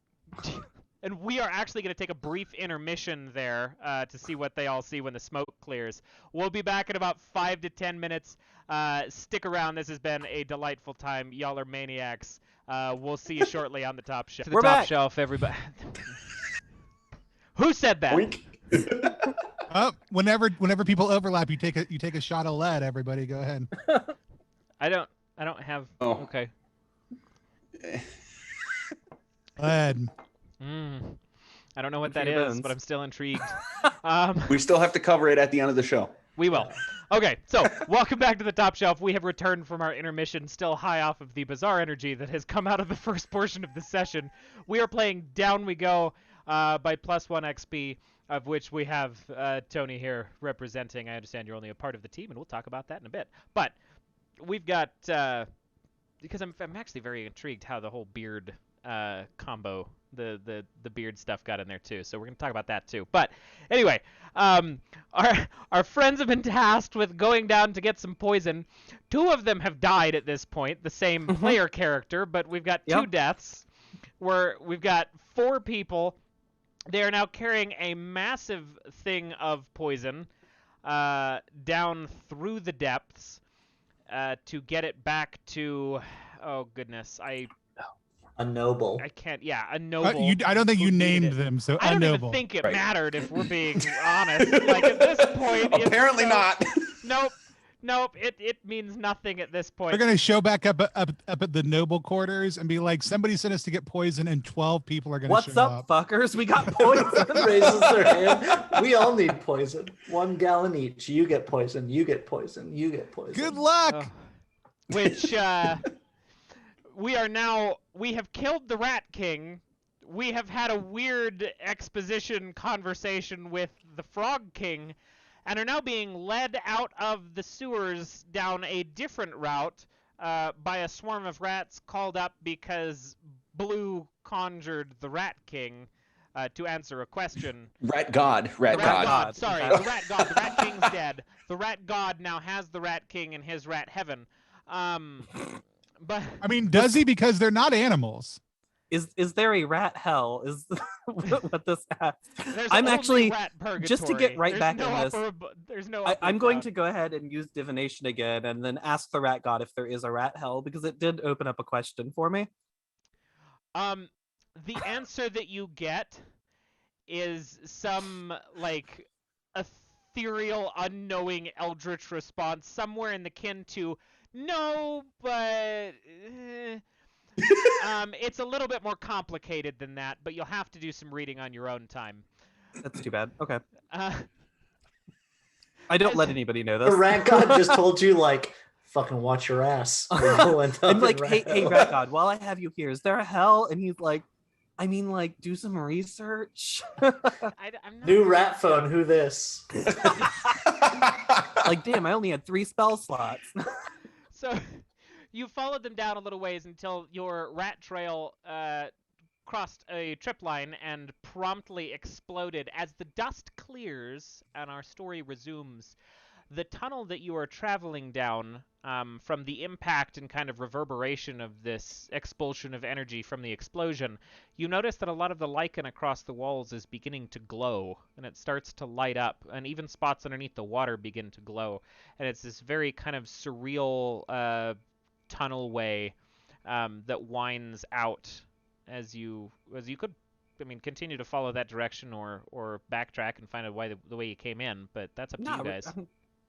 This seems fine. It's just going to show us we're on the right path, right? Perfect. Do we still each have a frog backpack? No, they have abandoned you at this point. Oh. They went to help the Frog King find his inhaler because he's currently having a panic attack because you conjured 4,000 rats in front of him. All right, we can finally talk frankly. Blue, haven't seen you. As we always joked, once in a blue moon. Am I right? Anyway, I get that a lot, believe it or not. how you been? It's been a long time. It's been a while. Uh, Not great, to answer your question. I was just tortured by a bunch of frogs. yeah. I was just coming down here to find new, like, percussion instruments. Oh, you're still on the xylophones, huh? Yeah. Do you I'm know any merchants? a few. I have sold things in my life. I've bought Okay. things in my life. Okay. Any blue merchants? Oh, there's like a whole crew of us. Okay. This is interesting information. I don't know what I'm going to do with it yet, but we're going to The DM furiously takes notes. Yeah, just... The Blue Man crew exists. Yep. All right. Well, now that we're all here, love how we're really coagulating as a group. A fellowship. A fellowship. Thank you, Herman. You've been taking notes. I have right It's here. wild you all made it into this, this far into the sewers. Just the 3 of you. There That. there were more of us. Are you guys walking as you're talking? I'm walking. No, Okay. no, right. I was just about to say, like, Oh. all right. No, you're walking. I've been You're following doing the glowing nonsense ahead of us. Okay, Because yeah. it's obviously lighting the path out. The water is getting a little bit deeper as you go, too. You're That's about a good sign. You're about knee deep in water, and it Okay. starts to level off, but that's about the depth of the water right now. I'm not looking. I'm not smelling. Oh, that's good. Keep walking.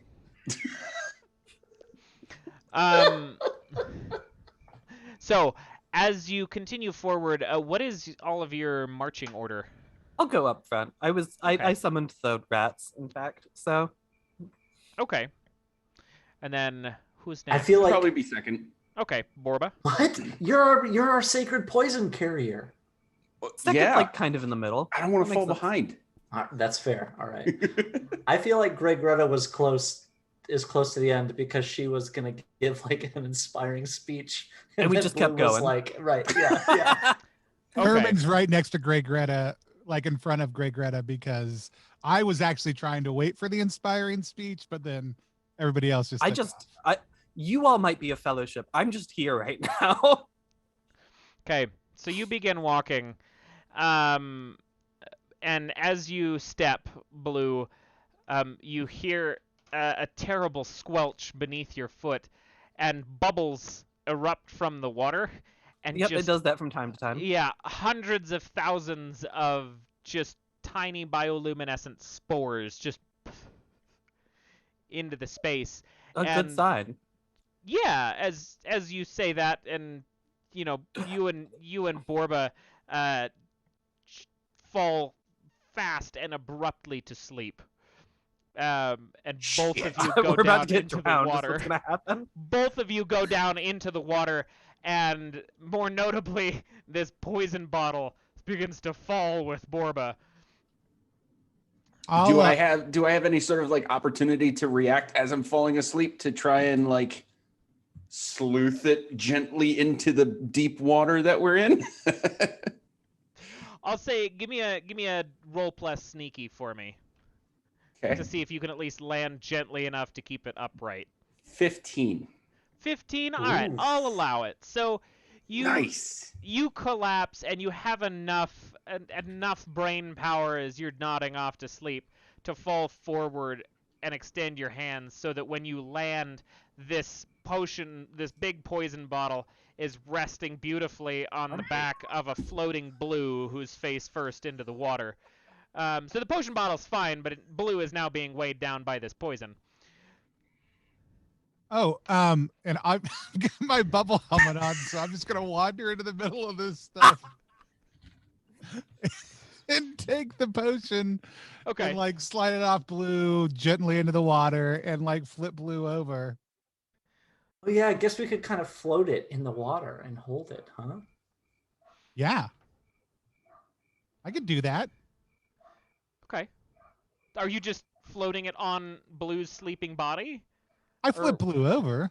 Okay, Yeah. well, I mean, so face up, but you're using Blue as a raft to float the poison. It's so nice for you all to have someone in the water face up instead of face down this time. Meanwhile, Borba's still Is it actually water now, by the way? It is actually water now. Yeah, you're not. It's water now. You're not like drowning in pudding. No. Are you gonna be able to come in here? I would love to save Borba. Okay. Yeah, I'll give it a chance. Okay. So you aware of this? Walk in, breath held, and proceed to flip over Borba, so at least he's not drowning. And I pull him like when you get out of the canoe, but you still have to drag it a little further. Okay. So you all take your sleeping friends down a little ways out of the spore cloud. Blue and Borba do not wake, though, from the stir. We're dead. I'm straight up imagining like this just happened and you guys are like, oh, no, here we go. I guess they're rafts now. I have something in my inventory that I don't remember what it does. It was just in Herman's inventory, so I moved it over. But I do remember that it mattered in that adventure, and that is I've got, what did I write down? Weird moss from the first adventure Herman ever went on. Yeah. You remember it was like moss that was like eating the environment around it or something? Oh, you have that moss in a jar. It's absolutely a deadly mold that will consume a being and then become a mold-shaped version of that being. Oh, that doesn't sound very helpful. I think it's also explosive, or it generates explosive gas. Yeah, so we're basically what we already have. Never mind, we don't need more of that. I mean, so I have one more use of sleep, and I could put the two of us to sleep for one round. Do we want to try to like meet in the dream realm and figure out what to do here? Is that a thing? No, maybe. Yes, absolutely. Matt's furiously flipping through notes. Yeah, we're like, what the? I say, Herman, in your travels, have you ever visited a dream realm? Yeah. Great. You'll be our guide. Let's get these two on land and then assume a comfy position. So we push them up on the sides. Is that what we're doing? Yeah. Yep. So you guys just bob the I almost called them corpses. Bob the bodies up onto the sides. Not yet. News to me. Spoilers, sorry. No. No, so you bob the bodies up onto the sides, and climb out of the water yourselves to. You're casting sleep so that you all pass out? Yeah, that's my last I think use of I'm sleep. gonna use my hold on, before you do that, I'm gonna use my use of divination to look through my notes and go back to how to get into the dream realm section of my journal. That is that okay, out of game, now I'm asking another DM. Is that something that Herman has actually been to in a Patchwork World episode? I never had a patchwork. So Herman's character concept is the boy from over there, which is a loose riff off of the last episode of the original Boy Meets World series before he goes to college, when Minkus shows back up at the end of the series and they go, "Where have you been?" Because he's competing with Topanga for valedictorian, of course. And he just points off the camera and goes, "Over there." And they go, "Oh, over there? We don't go over there." And so I made a character that's just from over there in the Patchwork world, the place where no one ever goes. And his family sends them out, and he's supposed to travel all the realms, having adventures and learning about them before he comes back to over there. It has never happened on air, but there are adventures we have alluded to not on air before that are in the journal. His journal is also an ability that he has in Patchwork World. So this is very cobbled together in the classic OSR. Even using an ability, you should probably 100% make me roll to see how well this goes, if it goes anywhere. Yeah, we're going to try that for this one. I was just, why I asked is because I wasn't sure if you asked that question and were waiting for me or Aaron to respond to it. I'm like, wait, who's providing this info? My hands are clean. Fair enough. Don't put this on me. Like the Romans. I like how we've turned this into some sort of weird 4-way GM battle for control also. Yeah, for real. I'm here for the ride. Yeah. Well, much like your character at this point. Yeah, pretty much. Okay, so Herman, you begin to flip through your notes using divination to find the exact pages, and you did spend some time out in the dream realm. It was incredibly calm, but really quite boring, and you didn't spend a whole lot of time there. Yeah, I'm not into that noise. No, it was too zen. You spent like 3 months up in the mountains on a particular travels in which somebody taught you how to access the dream realm, but the dream realm was objectively far more uninteresting than the rest of your space. Gave you a comfortable nap, though. What you did get out of that was learning how to meditate quite well and put yourself to sleep faster than the human-regulated approximately 7 minutes that it takes to go to sleep. So... a trained lucid dreamer at this point. You pass out in your suit as it just kind of deflates because you're not holding on to it anymore. Aaron, are you casting sleep on yourself? Absolutely. Okay, so you cast sleep upon yourself. Now, Herman, you are the guide. You've been here before. Greta is leaning on you here to know what to do. So what I need from you... is to make a roll plus mystical for each of your friends to see if you can find them and bring them all together within the dream realm. I'll let you Herman. pick the order because I just got a 19 for somebody. Herman, Well, are you there? Can you hear that's- me, Herman? I guess that's Greta. Greta comes back. Greta I got a comes to you. 20 for somebody. Borba's doing great. Now let's check on Blue. I got a 13. 13. I really for thought I was Blue. dead. And that 20 was a nat 20. It doesn't really matter necessarily, but it just FYI. It's just Fair enough. 13 is also acceptable. I was looking for anything over 12. So perfect. all you spend a little while spinning through the infinite white You go cosmos. into Blue's dreamscape, and I'm speaking to the rat god about. So I'm here now. You might as well explain to me whether or not there's a rat hell. The Buddy, rat we god- got a lot of secrets that we keep up here. I can't just hand them out, especially to a non-rat like you. We have kind of a process. Now, what I'm going to need for you is to fill out this form, and Oh, I yeah, am of going to course. need about 100 coin. I'm sure I have. If I don't have it, someone in my band does for sure. Right, that'll just get you to rat level 1, and Okay, then we'll talk again. There'll be a few more forms after that. Oh, and then hey, we will Herman. need. What's going on? Oh, hey guys. Sorry, this is kind of a blues dream, so I will just back out of here. But if any of you want to get to rat heaven, we just need a few hundred gold. You have to fill out these forms. But hey, I got some rats. A bunch of mice and rats just died. And Yeah. I got they all exploded, and I gotta go deal with that. So see ya. Are they going to rat hell? I you'll feel never know. He vanishes, just kind of ethereally out of the space. I feel like in 2 weeks it's going to be a quest for rat hell is where we're going to end up. You know what? It is Matt's now. rapidly rewriting whatever he was planning on. Rewriting, as if I have even opened the book Planned yet. more than All right, so you are all. So that was just a dream figment of the rat god. Yes. That doesn't not sound actually right the because he rat god. explained how to get to rat hell, or like rat level 1. I have to get to level 20, and then I can unlock the secrets of rat heaven and hell. It's gonna make sense, but I think it was the real rat god. I couldn't have made that up. Wait, is rat hell a lateral place then? He From told me he'd level let me know at 20? level 5. Okay. All right. Is rat campaign rat brewing. hell other rodents? Rat hell.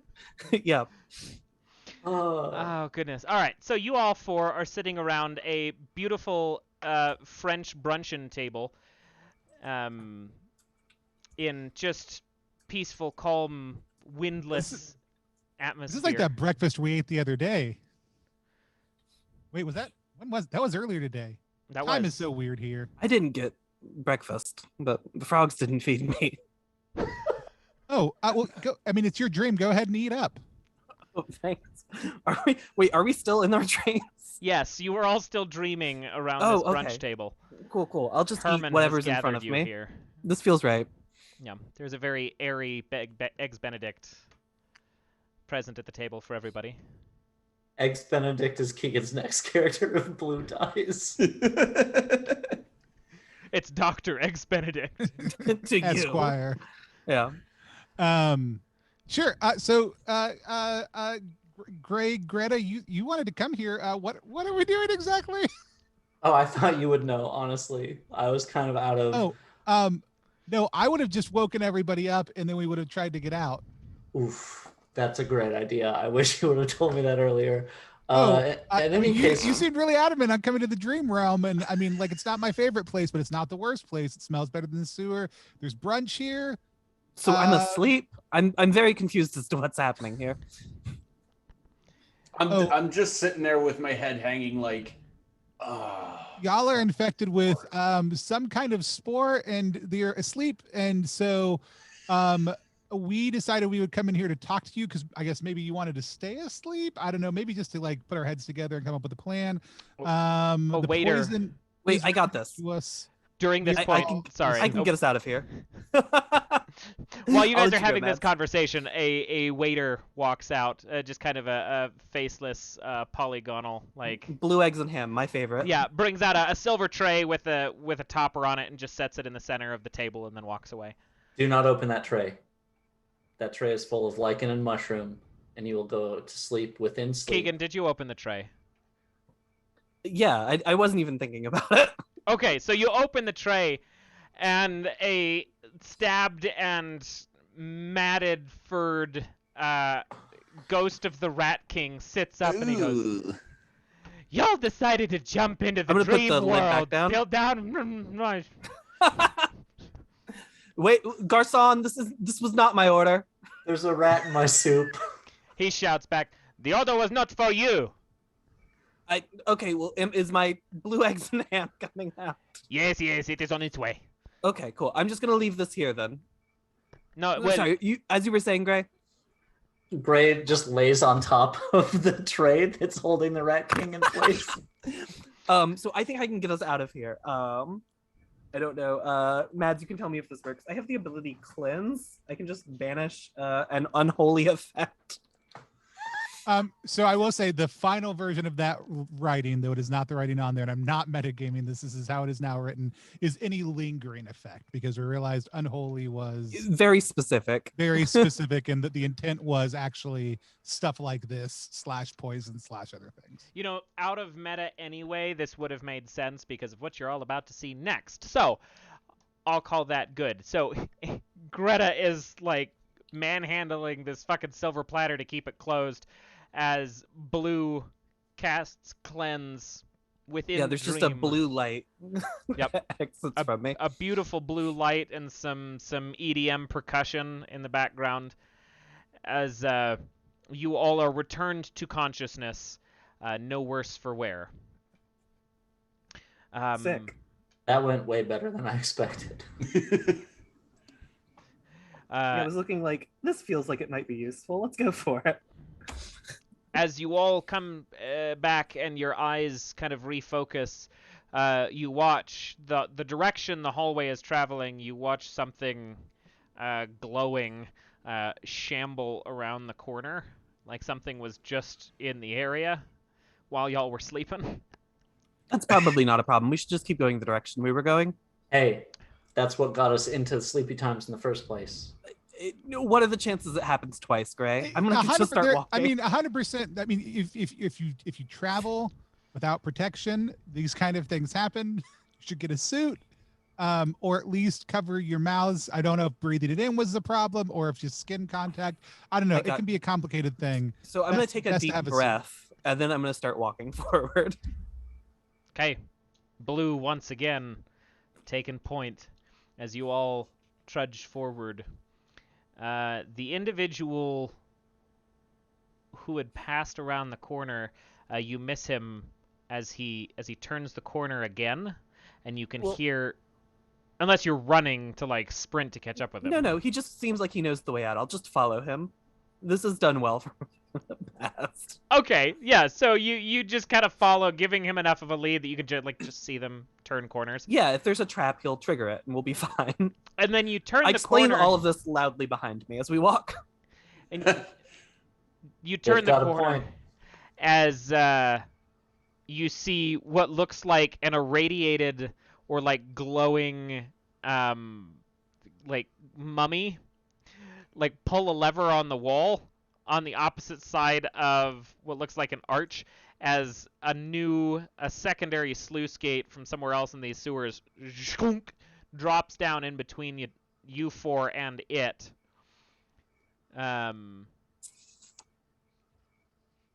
So there's that. Your plan to follow him is at a halt. Y'all, I'm tired of using all my spells, but I'll do it again. I'm gonna just cast divination and ask the Rat King the right way out. Or the Rat God. Hold on. Before I see you get into my the rat hands are going zone, up. Yeah. I'm gonna pop down at my suit. Hey Randy. Oh, sorry. I was writing a letter to an old fellowship member of mine. That's great. I just need your help real quick with something. Somebody just closed a gate, but it's got pretty big holes in it. Could you slide through and push the handle down for us real quick?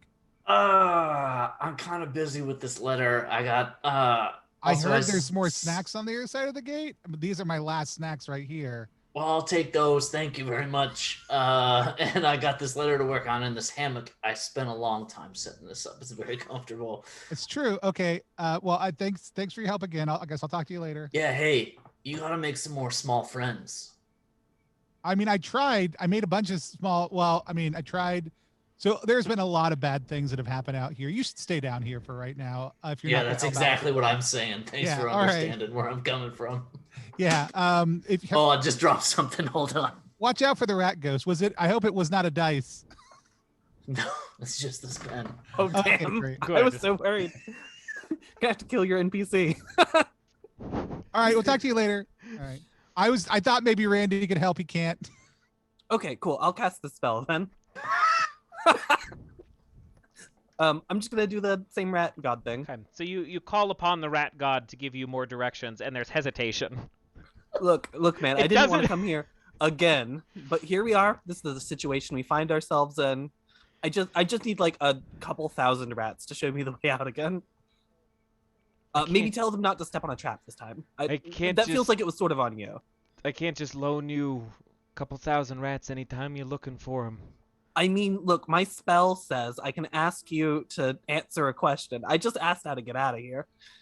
And the 1,000 rats was your decision, really. I was just you could have given me turn by turn. I will answer the question that you asked, but understand that divination doesn't come for free, and you'll eventually have to pay up. I'll pay the rat god sometime. It's fine. I am the rat. Why are you addressing me in that way? I am the rat god. Yeah. You could have just said, I will pay you sometime. Why did you...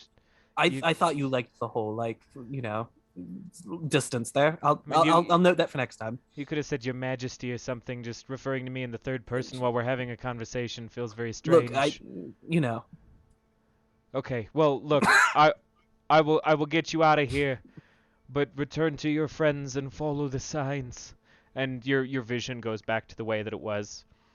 And what Ratcon says we should head. I don't know. This way. a brick is pushed out of the sewer wall, and you see a fairly large possum try to like drag its way out and get stuck in the wall briefly, like Winnie the Pooh, before it manages to pull his way out of the hole. And then like 13 more of them fall out, and now you have like just over a dozen possums trying to do the 14. same thing that the rats were doing, but not quite as effectively. Rat God's out of rats. He sent us some possums. I told him that should be fine. This is beautiful. Yeah, they're great. A little chubby. I pick up one of them and ask if it wants to be my friend, because Randy just told me I should make some more small friends. You get a very abrupt as it like tries to bite into the edge of your suit. And I go, because I know what that means now. It came full circle. And, He yes, took it the did. note. And the possum, recognizing the alpha of the two of them and your size and your teeth, kind of calms down and releases your He hand. just plays dead. We're good. I put it on No, my you shoulder, killed him. and I don't have any more raccoon snacks, which also I think double as possum snacks. So I just give it some normal snacks. I give it some 5-dimensional Doritos. Okay. Perfect. All right, so you are now. Would you stop? The snake over there is trying to break out of her cage.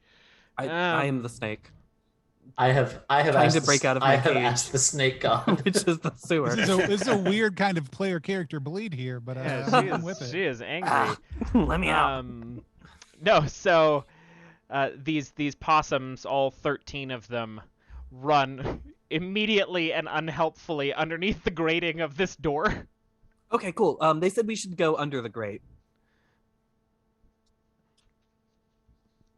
So I'll just like crawl on my stomach and see if I can squeeze. Is I'm the taking the brick, directions is the brick fully literally. depressed? Say that again. Is the brick fully depressed? The brick came out, right? The brick came out. Is the brick fully pulled out? Yeah, Yeah, of the that's hole what they where the came- possum came out of? Yes. It's gone. Okay. What was your plan? Can I pull out the brick the rest of the way? It's out. The brick's It's out. It's gone. Okay. Can I pull out the bricks next to it then? You may.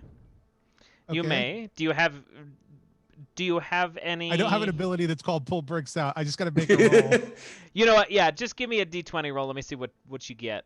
I mean, I do have a giant sword that my goddess friend gave me, but other than that, I don't. That's a 16. 16. All right. So as Blue tries to wedge themselves under the sluice gate that Look, was I got an arm. I think if your hand can fit, the rest of you can fit. Yeah, you're getting caught at the shoulder blade, and you're getting a little concerned because the top of one of the spines of the grate is like almost like pulling on your shoulder blade at this point. It'll be You should, fine. you should roll to get under there. I should roll to get under there, shouldn't I? That is a 16. I'll get back to that. Tony, or Herman, either way. Herman, you begin pulling bricks out, seeing where this opossum came from, and knowing that they're not inherently subterranean sewer animals. You begin to yank at these bricks, and I will need everybody in the area except for Blue, which I will get to in a moment, Oh, to make Jesus. a sneaky check. Roll plus sneaky for me. 18. 9. Oh, guys. Three. Okay, so Greta goes and walks up to Herman to try to help after realizing what's going on. You start to see a pinhole of light coming up through too. You're feeling pretty confident about this, and then you pull the wrong brick, and it had been wrapped around, or like a root from something up top had gripped onto it, and you pull that, and you hear the snap of some structural roots that were keeping a lot of this soil in check, and the whole hole just pours out into the space. Blue, you are already on the ground, and with a 16, you managed to barely squeeze under. You're already emaciated from having been kidnapped by frogs, so it's And not like the I said, if your hand worst. can fit, the rest of your body fits. That's not sure. So, so you Top stand up Shelf on does not believe that if your hand can fit, the rest of your body can fit. Please do not try this at home. Don't endorse stuff that I haven't said. I didn't say that. I heard Matt Taking say stuff it. out of context. Hey now.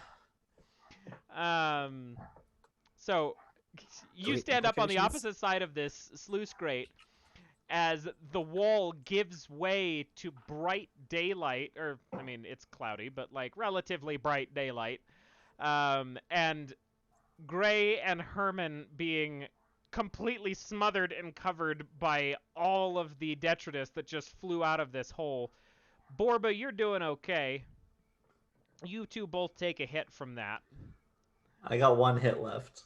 Okay. Oh my god, we're gonna kill Herman's Great got Greta. one. I could heal you, but I'm on the other side of the Who's you gate. two? Sorry, Gray and Herman both take a Gotcha. hit from that.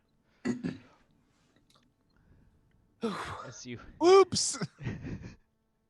I heard a noise. Is everyone okay? I mean, you can see through it. It's just great. Oh. It's like... We almost got out, but not quite. should have just come under the grate. I fit. My hand won't fit through, so I can't get through. Oh, that makes sense. Okay. Isn't there a didn't we see like them pull a lever or something? Oh on that yeah, side? yeah. Is there a lever over here? Also, There is a lever. Isn't there an irradiated mummy over there? There is also that. And you look over and it's got its hand on your shoulder, just like waiting That's some for you, real Scooby-Doo style. Scooby-Doo Yep, shit. 100%. I'm gonna turn. I'll be with you in a second, and I'm gonna pull the lever. Okay, you pull the lever. The grate slides back up. Go ahead and give me a sneaky check, Blue. Okay. Oh. Did you really? Oh boy. Did you fucking actually? It's there on the floor. What's the result? It was a 12. Okay.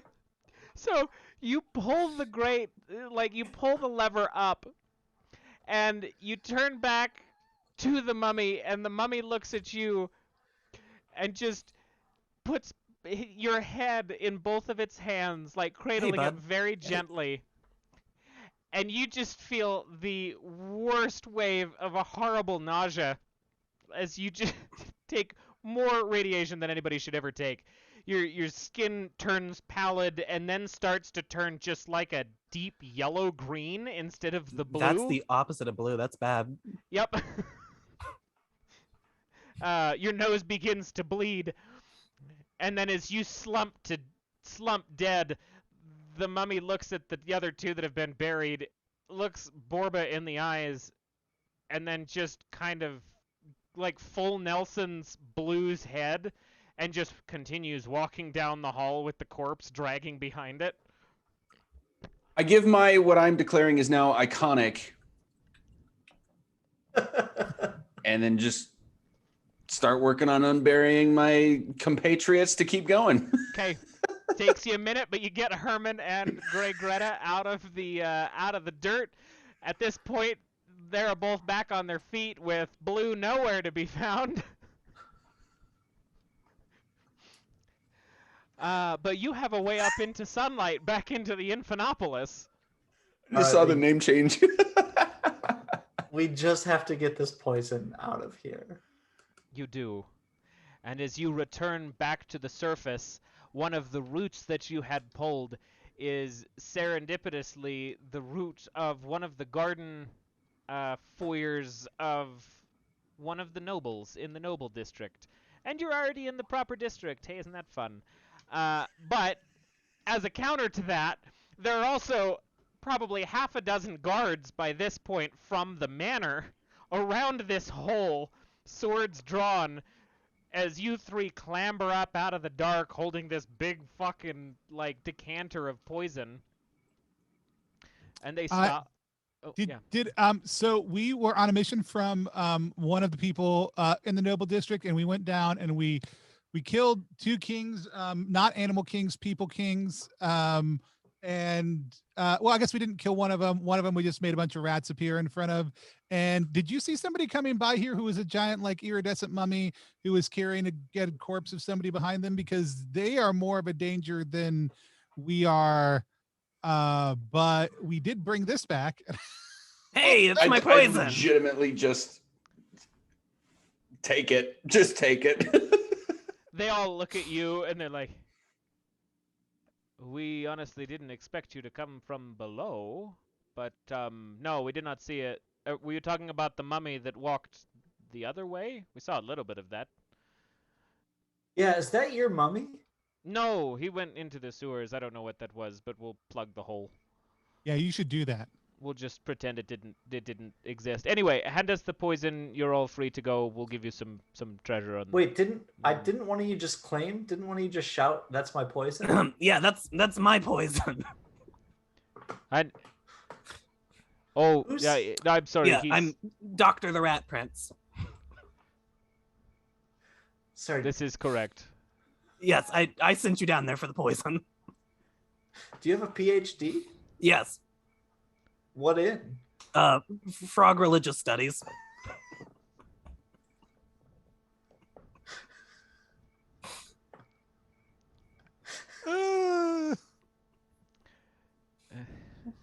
I think Mads and I are kind of on the same page right now. I'm throwing my hands up. I have no idea. So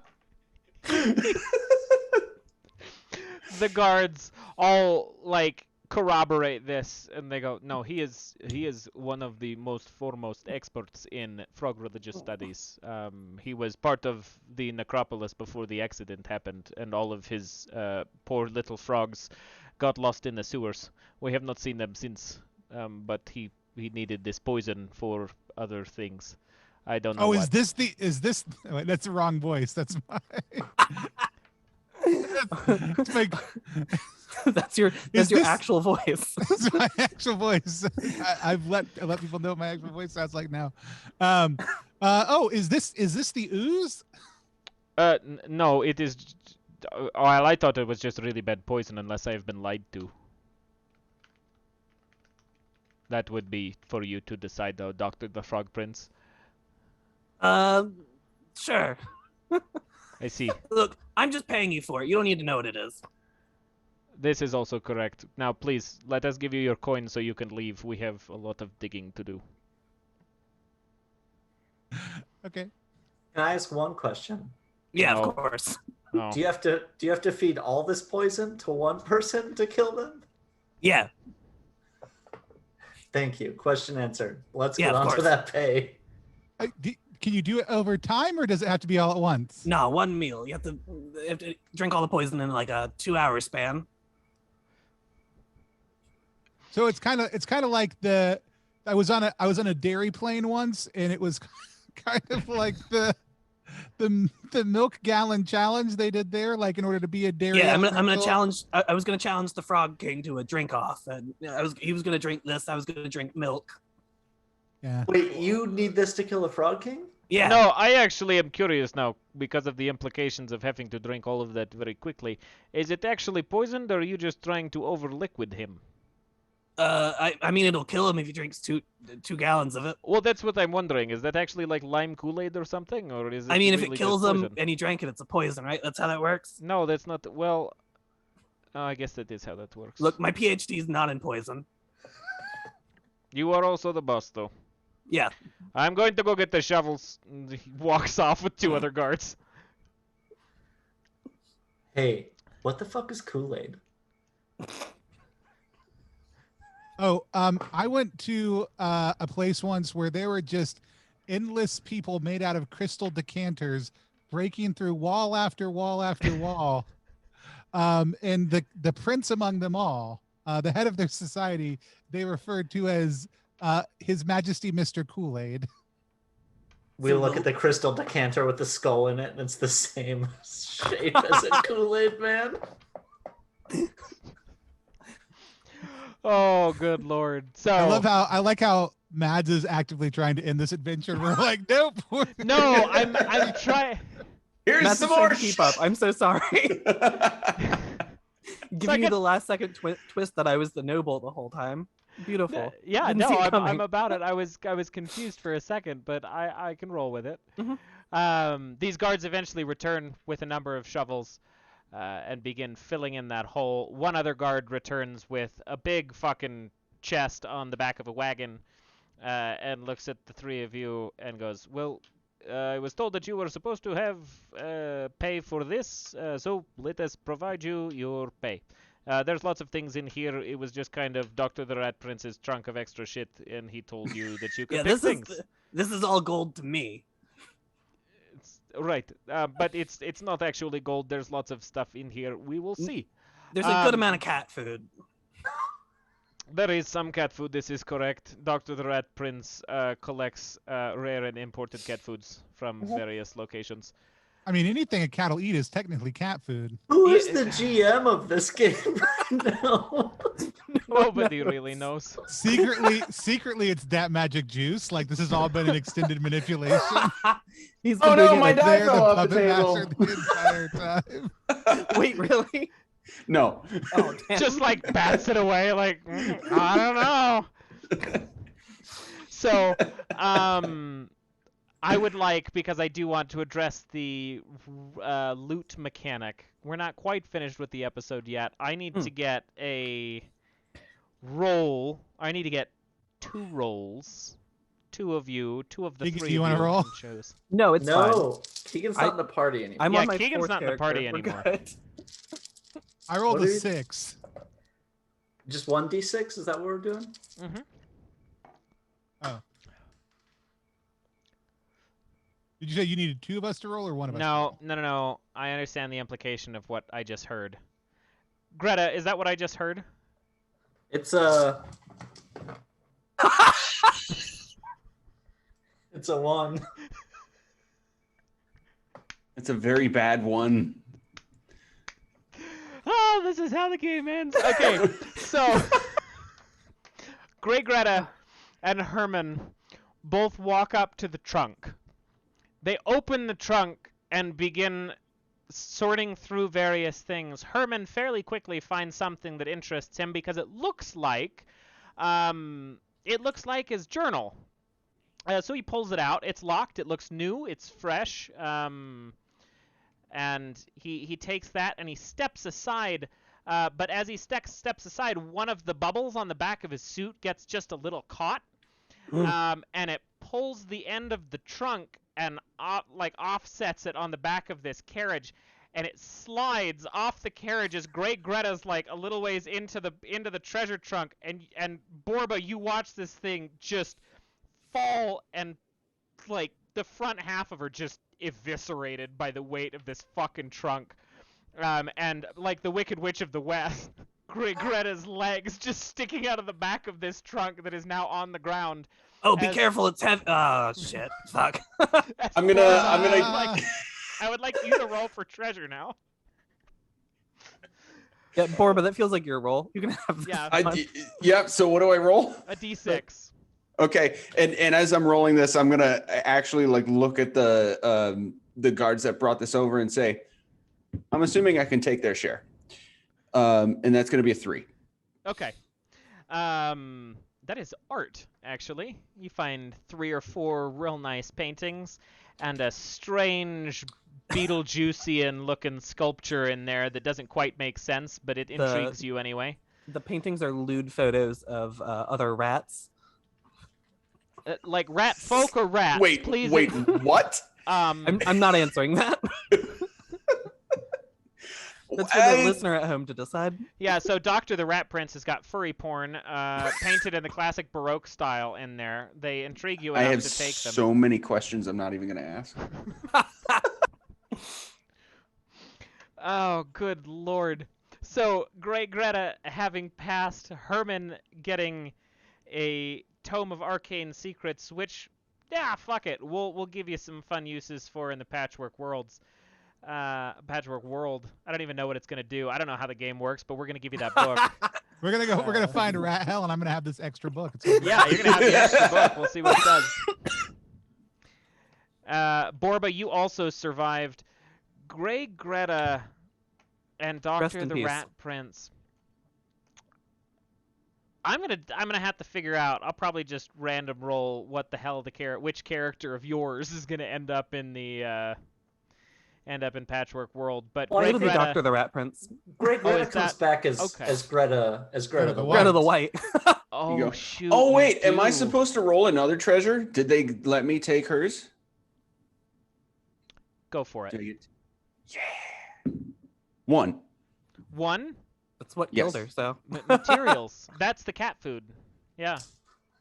You got two 20-pound bag. No, two. How big are the pounds of cat food that I buy? Two 16-pound bags of dry cat food. They are for sensitive stomach. It's sensitive stomach cat food. and hairball controls the other one. Yep, exactly. Yep. I need the hairball control one. the look on Magic's face right now. I know is just because No, he's no. typing into his character yeah. sheet, but it's still like such a great look of. Okay.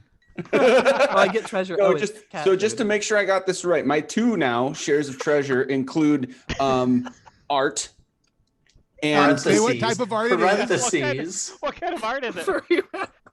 oh yeah, it was the weird rat porn furry art. Okay, Mhm. I'll refine that. And two 16-pound bags of cat food, one for sensitive stomach and one for hairball control. Or was that the same bag and the other was more generic? No, they were two separate bags. Okay. Yeah, so Got you it. have 32 pounds of cat food and rat lewds. It's a good time. One of those is my grandmother. Oh God! All right, that's the game, folks. Well, this has been the last episode of the Top Shelf. We're done. I'm out. I quit. We're Officially canceled. resigned. We're canceled. We've No. peaked. We have peaked. Oh, Twitch is I was gonna like, take I'm us just gonna down. keep going until Mad stops me. Let's go. That's, Oh my god. if that's how the rules are gonna go, now I know for next time. I'm cutting Okay. you off like 45 minutes in, and then everybody else can keep going. That's fair. No, so that was the game for Down We Go. All things aside from the hilarity and goofiness, Down We Go is a wonderful, very, very rules-light, very quick and easy system for doing all kinds of whatever the fuck, because none of this was written in. Like, we rolled a couple of times. Some people died, but the only reason that people ever fucking died is because their dice rolled off the table, which is now my favorite optional rule for any game I've ever seen. We're gonna rapidly transition this while the energy is still high into the second portion of the Top Shelf, which is kind of a conversation about how the session went. That's going to be a weird question to talk about. We're also Yeah. going to talk about other stuff, about the system itself. But I want to kind of open the floor for questions and conversation between players and designers and stuff, as well as if anybody in chat has any questions, feel free to put them down, and we will address them as I can. But Who was the GM this session? That's my question. so, that's an unanswerable question. Don't put it in there. Magic. It'll put us in a fugue state, and I'll never be able to leave it. Twitch will lock up if you type. Hey, Yeah, Tony, don't- did don't this type game that. run in your experience the way you're used to Down We Go running? Did this game run the way that we're used to Down We Go running? No. Okay. What was Um, different about Did it? it run the way I expected this game to go? Completely. Yes. So no, I think it was a great exploration in the flexibility of Down We Go outside of just, hey, dungeon crawling, which is, I mean, ostensibly the original conceit was this it's a one-page system that Marcus made that I fell in love with. One of the things that really came out in our 5-week playtest was Marcus loves when there is a big question about why or where, how something is, he loves letting players take that. I think this actually happened rather than like Mads necessarily saying like, I don't know, you tell me, we just did it. Like, like, like you tell me why this poison matter. You tell me like what the rat god says. You tell me. There's this concept called lore as loot, where you ask players these like rumor questions and other stuff like that that then help create a reality in the world that is sometimes very close to what they said, sometimes just based on it. But whatever they say always has an impact in the way the world is. I think we just saw the most FKR like natural way that comes across as we just decided to do that. And Yeah. it didn't wait for Mads to ask those questions. And so, so with that said, yeah, I mean, it can be done as a very procedural dungeon crawl, which is a lot of what people will use it for. But in any OSR game, you're also saying like, what do I not like keeping track of? And then usually as a GM ignoring that, like mapping. You don't want to draw a dungeon? Like don't draw a dungeon. You can write down 6 or 7 encounters and then figure out what's at those encounters and then have your players ruin what's at those encounters and have those entirely circumvented by the sociopathic Grey Greta and her smothering of the Rat King. That was horrifying. So that's my question that I wanted to bring up was like, so I started GMing basically, I mean, after a bunch of false starts, basically about 6 years ago for a weekly D&D 5e group. And all of them were new to D&D, and it was sort of awkward. And then this friend of ours came in who had played for years, and he was like, what's going on? Like, let me help you. I'm just here to like help and play. And they're like, oh, we got these fights against these skeletons and this kind of oppositional party. And he was like, Aaron, do I have enough money for like a cart and these casks of oil, like this weird shopping list? And I was like, yeah, sure, of course. Like, especially if your friends will help you, you have all this. And then he just set up this crazy intricate trap based on kind of these previous dungeon reports that the other players gave him. And it was basically just like, well, maybe roll once just to kind of figure, but like, you're going to do it. And so to me, that this player was super inspiring for me and like brought OSR knowledge and eventually sent me all these OSR blogs and was kind of like, this is why I did it. I hope it was okay. You know, it's about like utilizing items and knowledge more than character sheet abilities and stuff. So one, I wanted to apologize if I brought too much of that energy to this game. Yeah, it was great. But two, like I wanted to ask Tony, like where do you see this intersection of OSR stuff and story game stuff? Because it does seem like a circle that comes back around, like. Yeah. Before you answer that, could you please remind me, as the resident new guy to anything not D&D, what does OSR stand for again? Great question. Yeah, so OSR is a movement from like the 2010s. It stood for Old School Renaissance, but then some people tried to re-abbreviate it. A lot of big players in that scene ended up being abusive, gross, problematic in various ways. And so people have tried to move on to it. But there are also some really good kind of foundational blog posts and texts from the OSR and from people that are still working in games that I think are really valuable to a lot of games in general. For information. Thank you. Oh yeah, for another vocabulary term as well.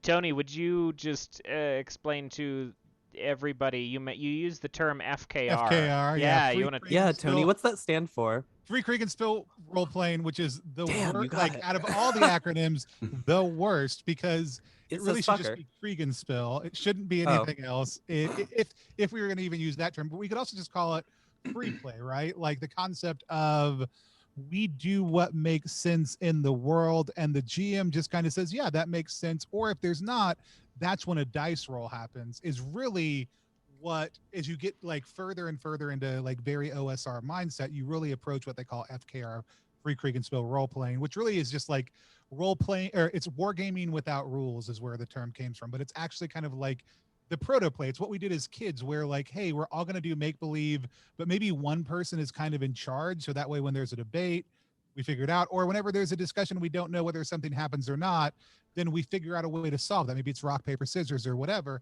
but it's not highly relegated. And so FKR really leans into that hyper minimalist, like, okay, roll a D6. And if it's a 1, it's this, if it's a 6, it's not, but you're also only rolling a dice whenever the logic of the world or the person arbitrating thinks you should, and never any other time. And so, which in the OSR, like rolling a dice is a form of failure in some way, unless the mechanic specifically suggests it.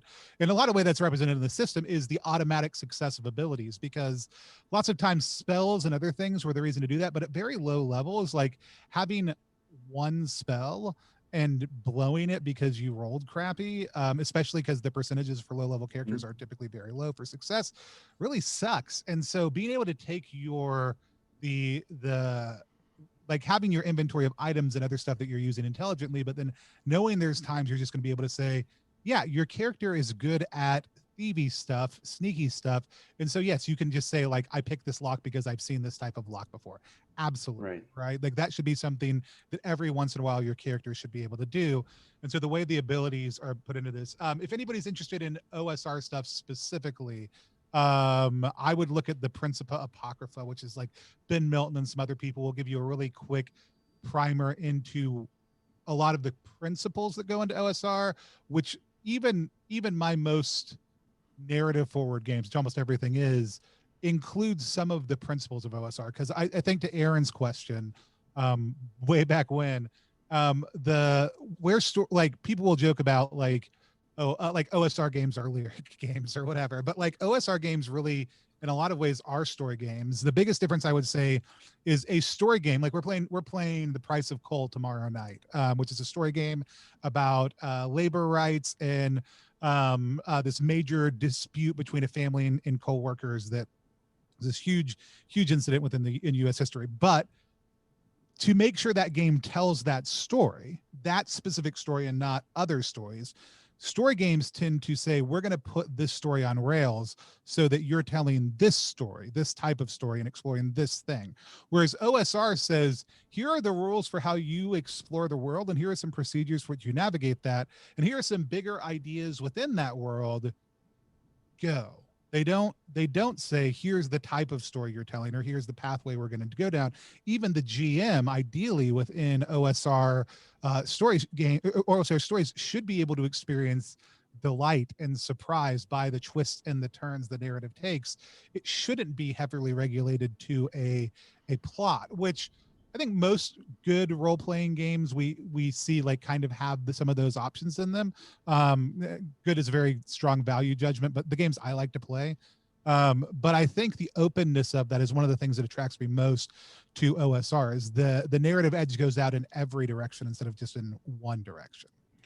I personally find that fascinating, and I'm learning that that's something I need to look into and learn about more, because Mads, I don't know if this is getting more toward the experience you had with D&D. I always remember your iconic, like, I thought I could shove everything into D&D, and boy, was I that's wrong, a conversation kind of thing. we can have. Yeah. Yeah. I like to think I'm not in that mindset, but I could just be overly naive. But I think where I've been more is realizing that most of the reason I love D&D so much is because I understand, I invested a lot of time and therefore now understand a lot about the lore, the history, the world, and have just put together stories or like a major plot line that's in that world. But I still want to almost entirely get rid of, now that I think about it, the roll an ability check for this thing that you want to do that makes sense for your character to do. I just don't really do that very much. Not nearly as much as like rule as written would suggest you should.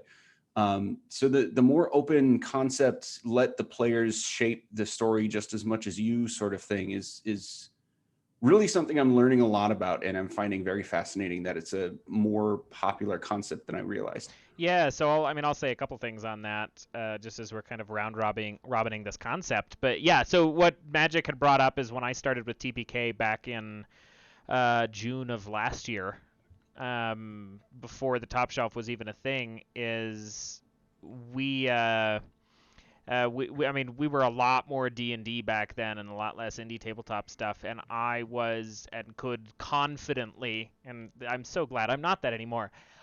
Just over a year ago, I was confidently a D&D purist. Like, I could look at D&D and say, no, it's the only game I need on my table. I'm not going to learn anything else. Why would I take the time? I can put any story I want into D&D. Now, I have 100+ different systems on a physical bookshelf and more in my Drive library. And between all of them, I've had conversations about the fact that except for my home game, I rarely play D&D anymore. And it's not because I don't like D&D. I have problems and qualms with the company, sure, but I have no, I don't hugely despise the game as a whole. But it doesn't do what I want it to do most of the time when I want to tell a story. And this back here is, I've akined it to Blockbuster. It's the ability to walk in and look through that shelf and say, what genre of story are we interested in telling today? How much do we want to focus in on that being a serious thing? How intently do we want to manage stuff? And that varies on day to day. Sometimes I like the granular combat, sometimes I don't. Sometimes I want to work on these things. And a lot of how indie tabletops have evolved, and a lot of OSR and even FKR being the far end of, the literal polar opposite of something like D&D, as far as rules and mechanics and upholding that structure, allows a great amount of versatility in saying, at the end of the day, a role-playing game is designed to tell a story. We want to explore this story. We want to explore this space. We want to explore ourselves through these characters and maybe play something that's completely different to us and explore our, abilities as storytellers. How do we want to accomplish that? And there are 400,000 different ways to do that are 400 times easier than D&D a lot of the time. And most of that is because, in my opinion, D&D tries to keep you, whether it be its intent or not, tries to keep you, because of how the rules are written, constrained to the structure that it provides, whereas an OSR does not.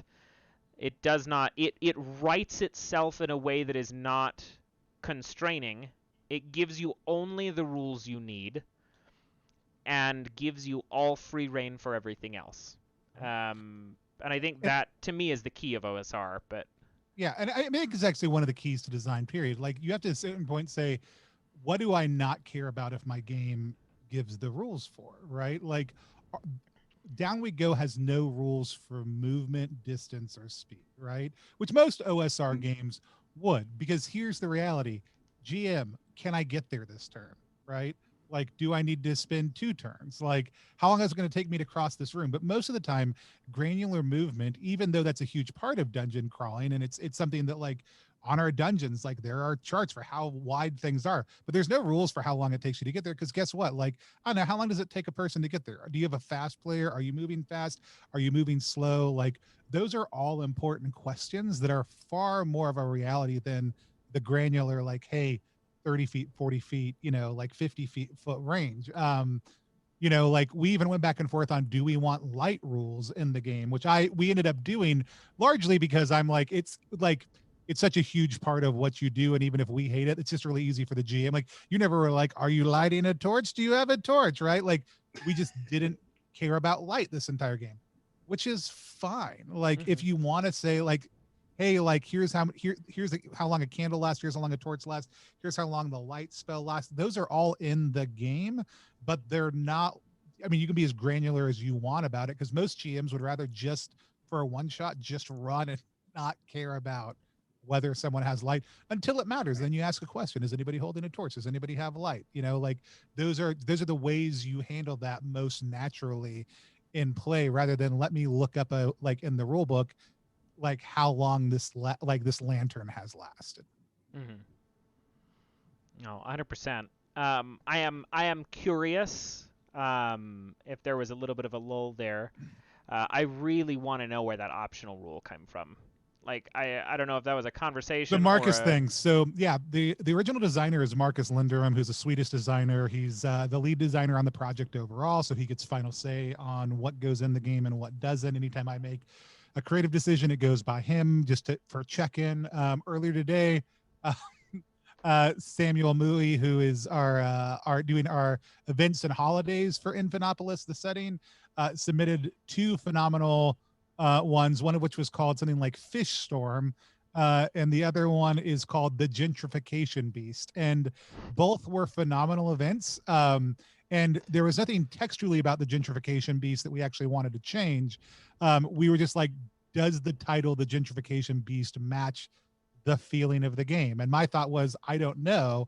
I don't think so, but let me check with Marcus first. And Marcus was like, I love everything about this except for the name. I was like, great. And I went back to Sam and I was like, I don't know what the name should be. You can totally come up with ideas. We'll think about it also. But we love the idea of the personification of gentrification within a district being a reality within this game world. We want to call it something else that's a little bit less on the nose, right? So Marcus is still the person who gets into the day kind of design, but like when we're working with collaborators, of which Keegan is one and Aaron is one also on the system, then a lot of it's me saying, here are things I would love to see built based on everything we developed in the system so far, go. And then all those things go back. Like I look through them, I send them over to Marcus, he looks at them. I have an editor who will go through that. Also to Walton, who runs Ex Libris for Morkborg. Phenomenal contributor also too, who's going to be doing all the editing, and we'll have some creative feedback for it also too, and help make sure all those things blend really well. But that's been a really interesting part of the whole process. So Marcus really loved that rule as an optional rule. I love it also too. I also now, having watched Keegan use it as a way to assault the GM consistently in play and wrest power from the game, I think it creates really interesting dynamics if you have one player who's willing to constantly roll their dice on the floor. So as a way to distract now that the game's over, I do in fact have 8 character sheets. Did you pre-create all of these, or did you just print off a bunch of blank ones so you could just... No, I pre-created all 8 of them. They didn't have names. Like Sister Faith Anger Smash was my character from Sledgehammer. That's appropriate. And then everything else was just empty, and I was like, I'll just figure it out as it goes. I'll write whatever name I think is fucking funniest. Oh, that's superb. That's so well, good. And like to go deeper, when you said we're using that optional rule, I sent Keegan a PM and was like, I'm gonna roll my die off the table every single time. Keegan was like, we were both gonna do I'm gonna do it. No, you were supposed to do it with me. But we all knew who was really going to do it and who really wasn't at that moment in time.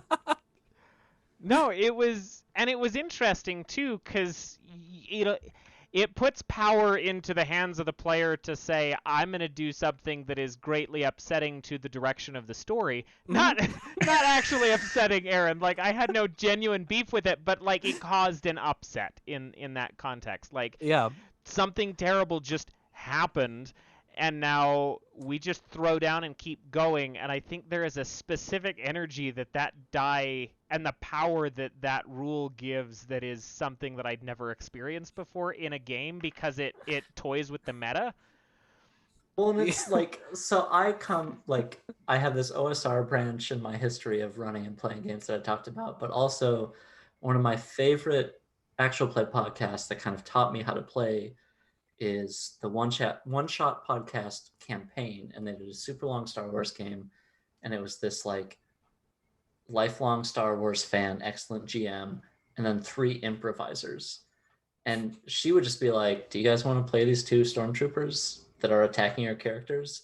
And it was a way for her to offload stuff and focus on the rules or focus on like learning position and stuff like that.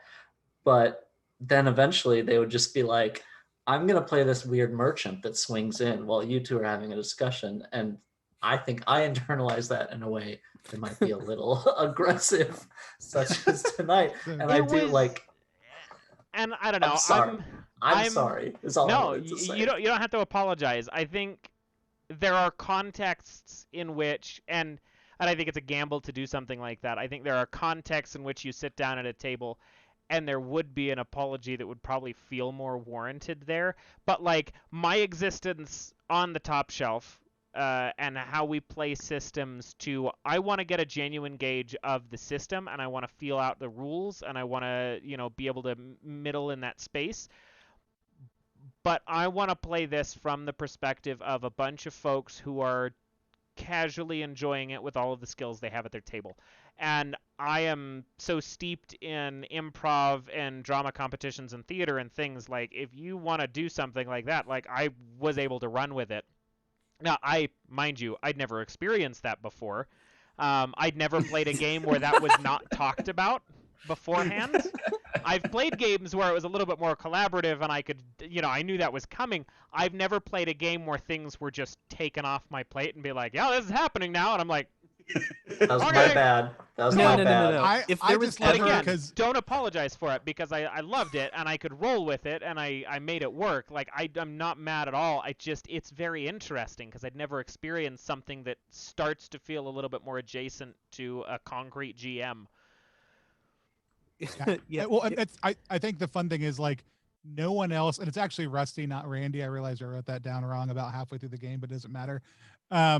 No one else has ever voiced Rusty other than Aaron before, so it was great when I went down to have a conversation and then just Aaron like snapped right into it. Was from like I was not expecting it at all. It was a total moment of surprise and delight for me.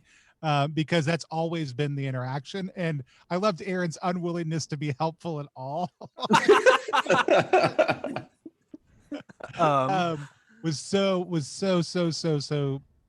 wonderful and so good.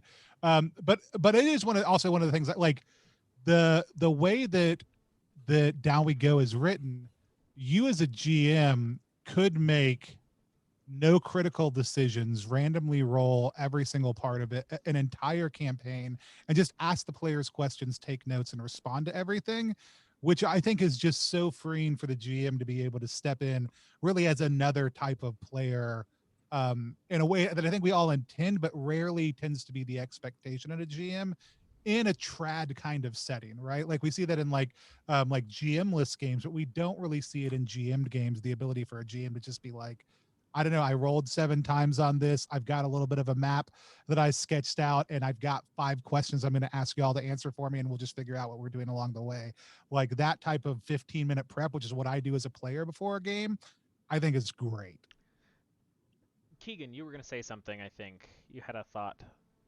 I did, but it's gone. Okay. It didn't come out immediately, so it's gone. It's interesting, because I've played a spectrum of things, and I do think that this does, or at least this session did allow for a lot of really fun conversation and a lot of really great interaction between, me and the players a lot more casually than sometimes I have to do. Sometimes it feels a little bit more formal, behind the curtain, Wizard of Oz kind of man as a GM, and that's how that works. But this OSR, at least in that context, or FKR, if done properly, I think kind of strips that away because there is less to do. It's also interesting because I never rolled a single dice. And that is very neat. The only other time I've ever experienced that was Morkborg. Morkborg does that as well, and that was still bizarre to me that the DM doesn't roll anything. But it gives a neat focus for the GM to say, now all of my attention is just on the story and players and things in front of me, and I don't have to search for my own rules to manage things. I just have notes on player names and how much health this guy has and what this guy does. Like, and I think it chills out behind the screen a little bit. Keegan called me out for doing that with a super crunchy Star Wars game the other day. Because I am used to running Powered by the Apocalypse games where the GM never rolls dice as well. Yeah. And I'm just so used to never rolling dice. And we are playing Fantasy Flight game Star Wars where I'm supposed to be rolling against like their agility and all this other stuff. Mm-hmm. And I just never even thought about it because I am so used to just being like, I don't want to roll dice. Like, I just want to focus, like you were saying, I just want to focus on like, what's the next beat? What's going to be exciting payoff, like at the end of this encounter kind of stuff. And so to me, that is super valuable. Yeah, and I think there's good benefits to both. I mean, I love rolling dice. I have a fuckload of dice, and I love using all of them. I really want to make a game in which I can just roll like 45 D4s all at the same time. Like I would personally love that, even though I know that's obnoxious as hell. So I like both. I like being able to tell stories and roll dice. It's kind of why I made robbing the 310 to Icaros, which is the newest game that I just put up. Cross-plug, not intentional, but it's there. But the whole thing is played off of Liar's Dice. It's an engagement between the GM rolling their dice and a different amount of d6s depending on the difficulty, and then the player rolling their dice and a different number of d6s depending on their skills in it, and then the GM opening the wager to say, my dice are higher than yours. And based on how skillful the player is, and almost the kind of out of meta, poker face involved in it, the player either agreeing with them or disagreeing with them, and that determining success or failure in larger or smaller ways. Because I like dice rolling being engaging as a GM, but I don't think it necessarily has to add anything to a game. So playing stuff like this is very refreshing because it lets me stretch my accent legs and my notes legs and things. Most importantly, what I want to note is I sent a link to some rat erotica at some point to a group. It's not in our group chat, and so I don't know who I sent it to on Discord. Oh, wow. Wait, tonight?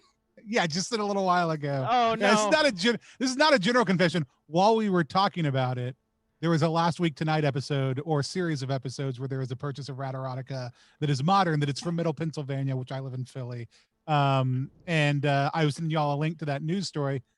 I don't know where I posted it on Discord. I'm really impressed with that. Real fast question, Tony. This is coming to Gamefound, right? Yeah, so we are putting this up on Gamefound at the end of the month. We have what I keep on saying on Facebook, where all the old people use social media, is that we have an absolute wrecking crew of amazing designers and contributors. But yeah, August 31st, it'll go live. It'll be live for about 17 days because I don't believe in 30-day campaigns because they are theoretically better, but they are massively emotionally draining. And why do that to myself? So. That's a good point. So 17-day campaigns. Yeah. So it'll start on a Tuesday in the morning and on a Friday in the evening. If you're not familiar with Gamefound, it's like Kickstarter, but it is specifically tabletop game focused. Will be the third RPG to go live. So the first one was Vast Grin, which did a phenomenal funding job, which is a Merc Borg in space system and setting. And then it is. It's very good. I believe that Cyber Metal 2012 will go Cyber Metal's first, I think. Yeah. But they were also originally, Adam was going to take that live earlier this week and did not. So who knows? And then we're set to go live on the 31st. And so as long as everything's looking good and keeps on chugging forward, that's our plan. We currently got a little over 200 people following. My goal would freeze for us to get to 500 before we go live, which is in 9 days. So we'll see if that happens or not, but I would love for it to. You heard the man. Go follow it.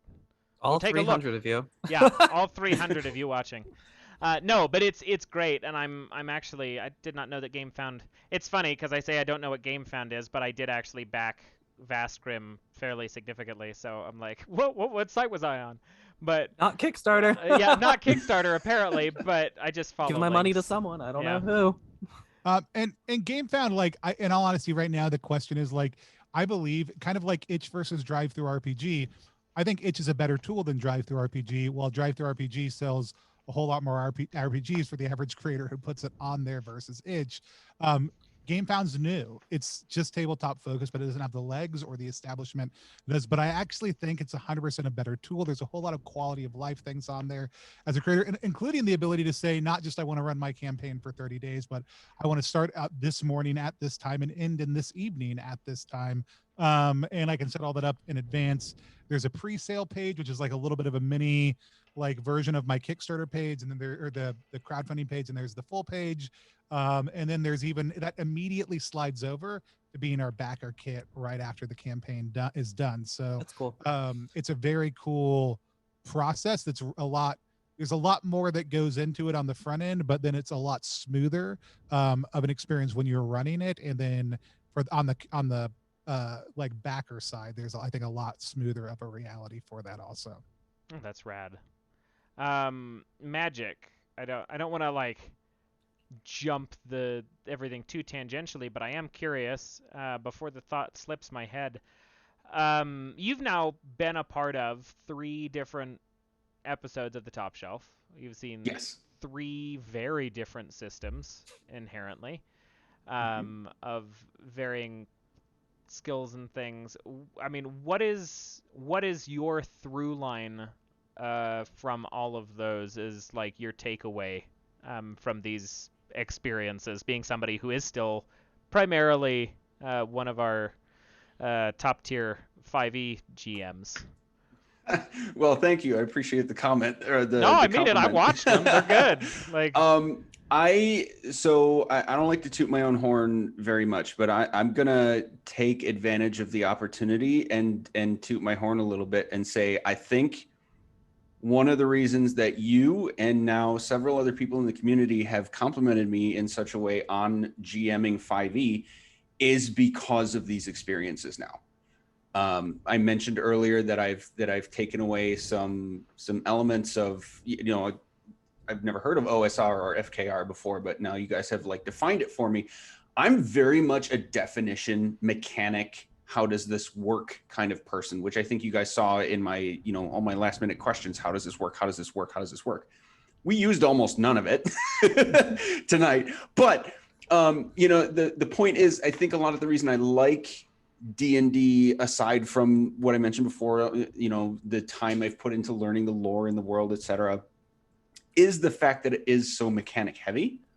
But I've now taken the experience of learning these other systems and saying, oh, things can actually be a lot more open, and GM doesn't mean rule master all the time. It can mean just game master. And so to bring that full circle, I think a lot of the reason not only I'm loving those games so much, the players in the audiences are loving those games so much, is because of what I'm taking away from these experiences of just strip away some of the rules, strip away some of the mechanics, let people play the character they want to play. Don't force people to play mechanics so much. So to compare the three, Heart was the very first one. It was easily the most mechanic and rule heavy. Yep. I still loved it because the world was so cool. That was my latch on. The world was so cool. Mecha Dudes was easily the most open-ended. Like, your robot guys, go. And then this is like a really fun middle ground for someone like me. It's very rules light, but there was still enough to chew on that someone like me who likes mechanics and how does this work can like function. Like Mecha Dudes was freakishly scary for me because like, you're a robot guy, here you go. I was like, what do I even do? But for this one, it like I said, it had that kind of healthy middle ground of, okay, there's a little bit that I can latch onto my comfortable territory and learn something and how does this work and run with it. But then we throw me into this crew. I'm so sorry. I'm sorry. There is nothing to be sorry for because like I said during intermission, I and my character tonight have been one, and I just leaned into it and said, I'm out of my element, but let's figure it out. And it's been a blast. So I don't know if that fully answers your question, Matt. No, it does. And like, I have loved having you on for all three games that you've played, because I think there is something very beneficial to I guess the top shelf experience and the conversations that we have, as well as just you're a hell of a player and you're lots of fun to be around. But like, there's a lot beneficial to having the perspective, not in the same way, but like that I had before the top shelf started, like months prior, where like my only experience was D&D, and I was starting to get into things fresh. Being able to run that and get that unique perspective from you while sitting in a table of, I play all of these games regularly. These three are regular designers for stuff, and they make super cool shit. Like, I think in some way I'm deliberately putting you in a spot that is adjacent to what you normally do, just to see I'm here how for it it. Interprets. I'm here for it. I have loved it every single time. And like I said earlier, I'm just glad I'm not a shy person because it just plays into the experience. And like I said, if nothing else, I'm learning a ton from it, and taking all those experiences and kind of morphing them together into the games that I run. So I feel like we all owe you some contribution to your D&D campaigns. If you ever need a guest player or a weird rule or something? Like we owe you I heavy. have been toying around with some concepts of I don't want to spoil that one, but Oh, occasionally not even a here's little bit? another one, having a guest NPC.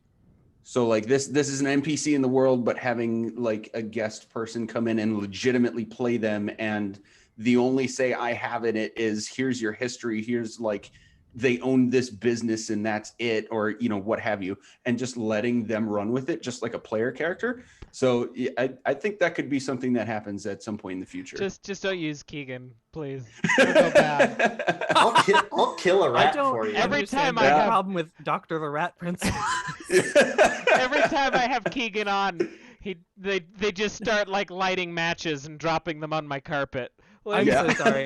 No, you're this fine. was I'm just definitely giving you like shit. Oh, Matt, it's Mads again. Fuck him. Let's go. He can handle it. It'll be fine. The No, you're system's good. And I like He'll come out on top. honestly, if that's the interpretation of this, it's like, nah, he can handle it. He'll come out on top. I'll take it as a compliment because like they're always fun. Yeah. Yeah, There's obviously, there's an interesting piece of OSR like design principle, especially from a GM perspective, of attack the character sheet.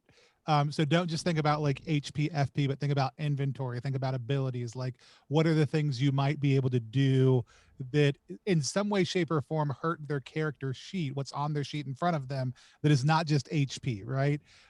It was interesting to watch that entirely same mentality be applied by Keegan to a GM. It was the best GM. attack the sheet version of a G of going at a GM that I have ever seen. It was hilarious though. Goodness. Yeah, this is fun. They're always fun, and you four have been an absolute blast, and I'm so floored to be able to meet you, Aaron and Tony, and the whole experience was phenomenal. I think I'm gonna start because I'm pretty comfortable with a smaller. A little bit of a shorter session since y'all decided to speed run. I'll give you that speed run. But I do have some final questions. Did we get any other gamer achievements? We didn't. We gave up on that bit like We didn't do an that hour trick. in. I mean, you died a whole bunch of times, and in every one of my favorite roguelikes, they give you an achievement after so many, bodies drop. I'll take that. So you can have one I of wrote those. my gamer points down, so I'll add one more. Yeah, Two. We can put a regicide in there, right? that's true. Technically, regicide does count, but that's Aaron's gamer points. but we killed two kings, the frog and the rat. No, we just the frog one of just them had out. an anxiety attack. Yeah, you gave the frog an anxiety attack. So I misunderstood because it sounded like originally the mice ran out of the frog in the sense of ripped his body apart running out of him. And I Oh, thought God, he no. died. No, they came out of the water underneath the frog. I like, they understood were that just after bubbling the out of- fact. In the moment, I thought he was dying also too. No. Herman, no. Tony, Dr. the Rat Prince. Dr. the Rat Prince. Tony, it's finally time, I think, for you to tell us a little bit about plus one XP. Though I really want to know where the love child between beard care and stuff and tabletop things happened. Yeah, so you probably no one on the stream has ever heard this before, but I have. Plus One EXP is a weird little brand that multi-classes in tabletop game design, beard and skincare alchemy, and the Bardic College of Content Creation. Our hope and desire is to help amazing designers find great players who love their game and help great players find amazing designers whose games they can love. It's so We do good. that in a lot of different ways. Some of that's through actual plays or short reviews on our YouTube channel. You can check it out at youtube.com/plus1exp. Some of that is through designing games. So a lot of our games are what I would call OSR inspired, indie designed. I don't even want to get into the what does indie mean discourse. For me, it means a singular individual or group of individuals' creative vision being pursued without external funding and allowing them to create the project that they envision by use of crowdfunding or traditional retail practices. But we do make beard balm that is inspired by classic tabletop culture. So we have a set of stat boosting beard balms, and my day job, my jobby job, which I'm self-employed, is that I make beard balms for another niche that I market and do a lot of stuff within that niche to help build up the work we do, selling beard balms and lotions and lip balms. And years ago, we had the concept of what if we wanted to do another niche, what would it be? And I only believe in niche marketing if you're actually a part of that niche and actually care about the thing and actually love that niche. Otherwise, pass. And so tabletop role-playing games is one that came up. We kind of built out some of the initial brand concept, and then like got the balms ready, had everything set up. And then at one point, my co-partner, my business partner at that point in time was like, well, we need something to help create a lead magnet. What could we do? And I was like, I don't know. I was like, like a lot of people make short games. Maybe I could make a short game and we could pop it up. And so he's like, you should make a game about beards. And so I made a game called Beards and Beyond that came out in Zine Quest 2. It is a earnest full RPG. It started its life as a 4-page RPG that was had strong like terrible RPG, which is this really cool skill mechanic that I really love. Had some runaway hirelings DNA in it a little bit. I just had some other things that I liked from like PBTA stuff, but not PBTA, and wanted to be 1d6s. I wanted to be really accessible. And the first thing that came to me were like the stats, which are length, which is all your mental skills, thickness, which is your physical skills and strength, style, which is your social and chutzpah skills, and then growth, which is kind of like con, it's like recovery and reaction time, also too. And then I just built out this, like I said, fun 2-page system. During Zine Quest 2, we had over 2,000 people who had downloaded it. We got feedback from about 100 of them on how the game went and ran and what their thoughts were on it. And I was like, 3 weeks before the end of Zine Quest 2, I was like, I should do a Kickstarter. And so we ran a Kickstarter and funded it. And that's really where Plus One EXP became a known thing. But really, same thing, like in the middle of quarantine, I was like, we aren't really doing enough with the brand. I want to do more. I've always been good at helping share the work that other people do. So we launched a YouTube channel and just were like, let's share other games that we love, play with designers, do short reviews, because no one does short reviews. Like in the board game world, everybody does short reviews. Like it's the normal thing to have a 5 to 15 minute review on your game on your site. People don't do that in RPGs, which is weird. Like actual plays are the standard. That as well. Yeah. And so we started doing that, and I love it. Like it's one of my favorite things because I'm inherently good at marketing and selling what other people do far better than I am at marketing and selling what I do. And so I love the way that by building that channel, we've been able to help a lot of indie creators and designers fund their projects, get the word out, share what they're doing, share how much we love what they do. And I love the fact that passively helps raise awareness of the work that we do also too. And so, so that's why we're all those things. And that's kind of how the beard stuff all fits in. That's fantastic. No, I love all of that. It's really interesting. Like I noticed that there weren't a whole lot of like just straight up game reviews and things. And this is not that, because I would rather have a conversation, and I like those, but like the one-on-one interviews and the kind of after stream stuff is something that I really wanted to add, I guess, for that reason. And it still baffles me that earlier this year I discovered that my dad is part of the board game world, where I am now part of the tabletop world, because that is the dichotomy there is really, or the parallelisms is very, very funny.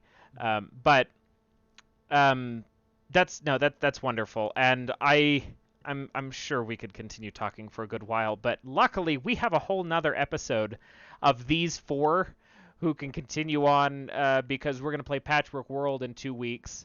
And if I can convince all four of these guys to do a three-peat with me, I have got a surprise thing coming up that if you saw Cole's stream a little while ago, there's a relatively well-known designer that has reached out to me again to see if we can run another episode of something that I'm very, very excited for, and I want to get some of these folks in on it. Spencer, we said absolutely not. Absolutely not. I don't give a no, shit. no. Spencer Campbell. Spencer's become too big any for award TPK nominated anymore. Spencer Campbell. He's he's too popular now. No, I'm just kidding. We love Spencer. Yeah, so let's go ahead and do outros. Let's finish up and we'll wrap for the night, and then we will see everybody in 2 weeks, which will be exciting because same characters sort of. We'll figure that out. At least 2 of the characters are the same. And then we'll go from there. But if we want to go in the same circle, we'll start with Herman, then Greta, then Borba, then Dr. the Frog Prince. Give us some Dr. the Rat Prince. Sorry. Tell us who you are. Tell us where we can find you. If you have any other cool projects coming up, go ahead and plug those, and then we'll get out of the audience's hair. Yeah, so my name is Tony Vicinda. I'm Chief Alchemist over at Plus One EXP. We're a weird little brand that multi-classes in tabletop game design, beard and skincare alchemy, and the Bardic College of Content Creation. We love connecting great designers with amazing players and great players with amazing designers. You can check out everything we do, links at least on our social media at Plus One EXP. But the big thing I would love to have people do is go check out ttrpg.link/DWG live, like down we go live. That is the link to the project over on Gamefound. It's also the pinned post or pinned tweet over on Twitter at Plus One EXP. We go live in a week or so. If we get to 500 people, I'll do something crazy. If we get to 400 people, I'll do something crazy. Just shave his beard off. You heard it here first. Absolutely not. That's my moneymaker. That's what people tune in for, the blue eyes and the big beard. Yeah, that's all the things I would love. Great. Perfect. I am Aaron King at Aaron MF King on Twitter. I'm a contributor to Down We Go. I wrote some factions and some rumors. My most recent game is Patrick World that you will find here in 2 weeks. I'm working on a couple games that will be out soon. One is You Meet at a Funeral, which is an alternate start to You Meet at a Tavern, which is the old RPG thing. This will be a resource for starting games at a funeral because I'm lifelong depressive. And my other project that I'm working on is called The Mummy versus Titanic. And it is what if the movie The Mummy took place in the movie Titanic and there was a killer mummy on a sinking ship. Yeah. Those will be out probably this month. So keep an eye out for those. I really want a what if, like, just compendium of all of your strange what if this happened so that I can just incept them into all of my tabletop games now, because these are wild. Sorry, Magic, go ahead. What's up, everybody? I'm that Magic Juice, TTRPG green guy, but not for much longer because we're 3 deep now, and 2 weeks from now is 4. So I don't think I can claim new guy so much longer. But you can find me on TPK Roleplay every other Thursday, running our Tyranny of Dragons campaign. It's a mix of the pre-written module and a whole bunch of add-ons and homebrew stuff. So I also run another similar game based off of Princes of the Apocalypse, and again a bunch of homebrew stuff on my own channel every other Sunday. And other than that, you can find me on Twitter, Instagram, and TikTok at the same handle, with a bunch of D&D stuff, of course. Beautiful. Sick. I guess I'm going last. I am and have been Keegan. You can find me online at keeganexe.com. You can buy my newest game, Renegade Racers, came out a few days ago. We'll be playing it on Top Shelf, not on Top Shelf, on TPK in just over a month. Yeah, that's it for me. This is fun. Perfect. Thank you. And thank you so for the fun. Thank you for the raid, even though we are actually just on our way out. For anybody uninitiated, my name is Mads, your host. You can find me on Twitter, Discord, Twitch, TikTok, at JK Madigan. You can also find me on Itch. I have 3 games up at this point, so you can go check all of those out. Raven's Crest, genre 80s horror stuff. If we're getting ready for the spooky season, I've also got pirate stuff up for A Sailor's Grave. If you love D8s and D4s as much as me, there's not 45 of them, I promise. And then robbing the 310 to Icaros because I needed to put something in Keegan's Space Western Jam. So we're robbing a space train using Liar's Dice as a mechanic, which is lots of fun. Beyond that, I run the Top Shelf every other Saturday. There will be some more stuff coming up because I'm evidently getting a little bit busier than I was anticipating rolling towards the end of the year and end of season 1 for the Top Shelf. But we are still cooking along, so keep an eye out. Come and hang out on the TPK Discord. Check out tpkroleplay.com for our calendar for all of our events. We literally have a game going most days. There's something going on with TPK. We got lots of cool content showing up. And then the YouTube channel for the Top Shelf also has exclusive developer and designer interviews that I do. So if you want to see me sit down and have just a more in-depth one-on-one conversation with designers and things, go check out the YouTube for TPK Roleplay. We do all kinds of cool stuff there. But thanks again. We'll see you all in 2 weeks where we play Patchwork World by Aaron motherfucking King here. And, yeah, you take care and have a good night, folks. Bye-bye now.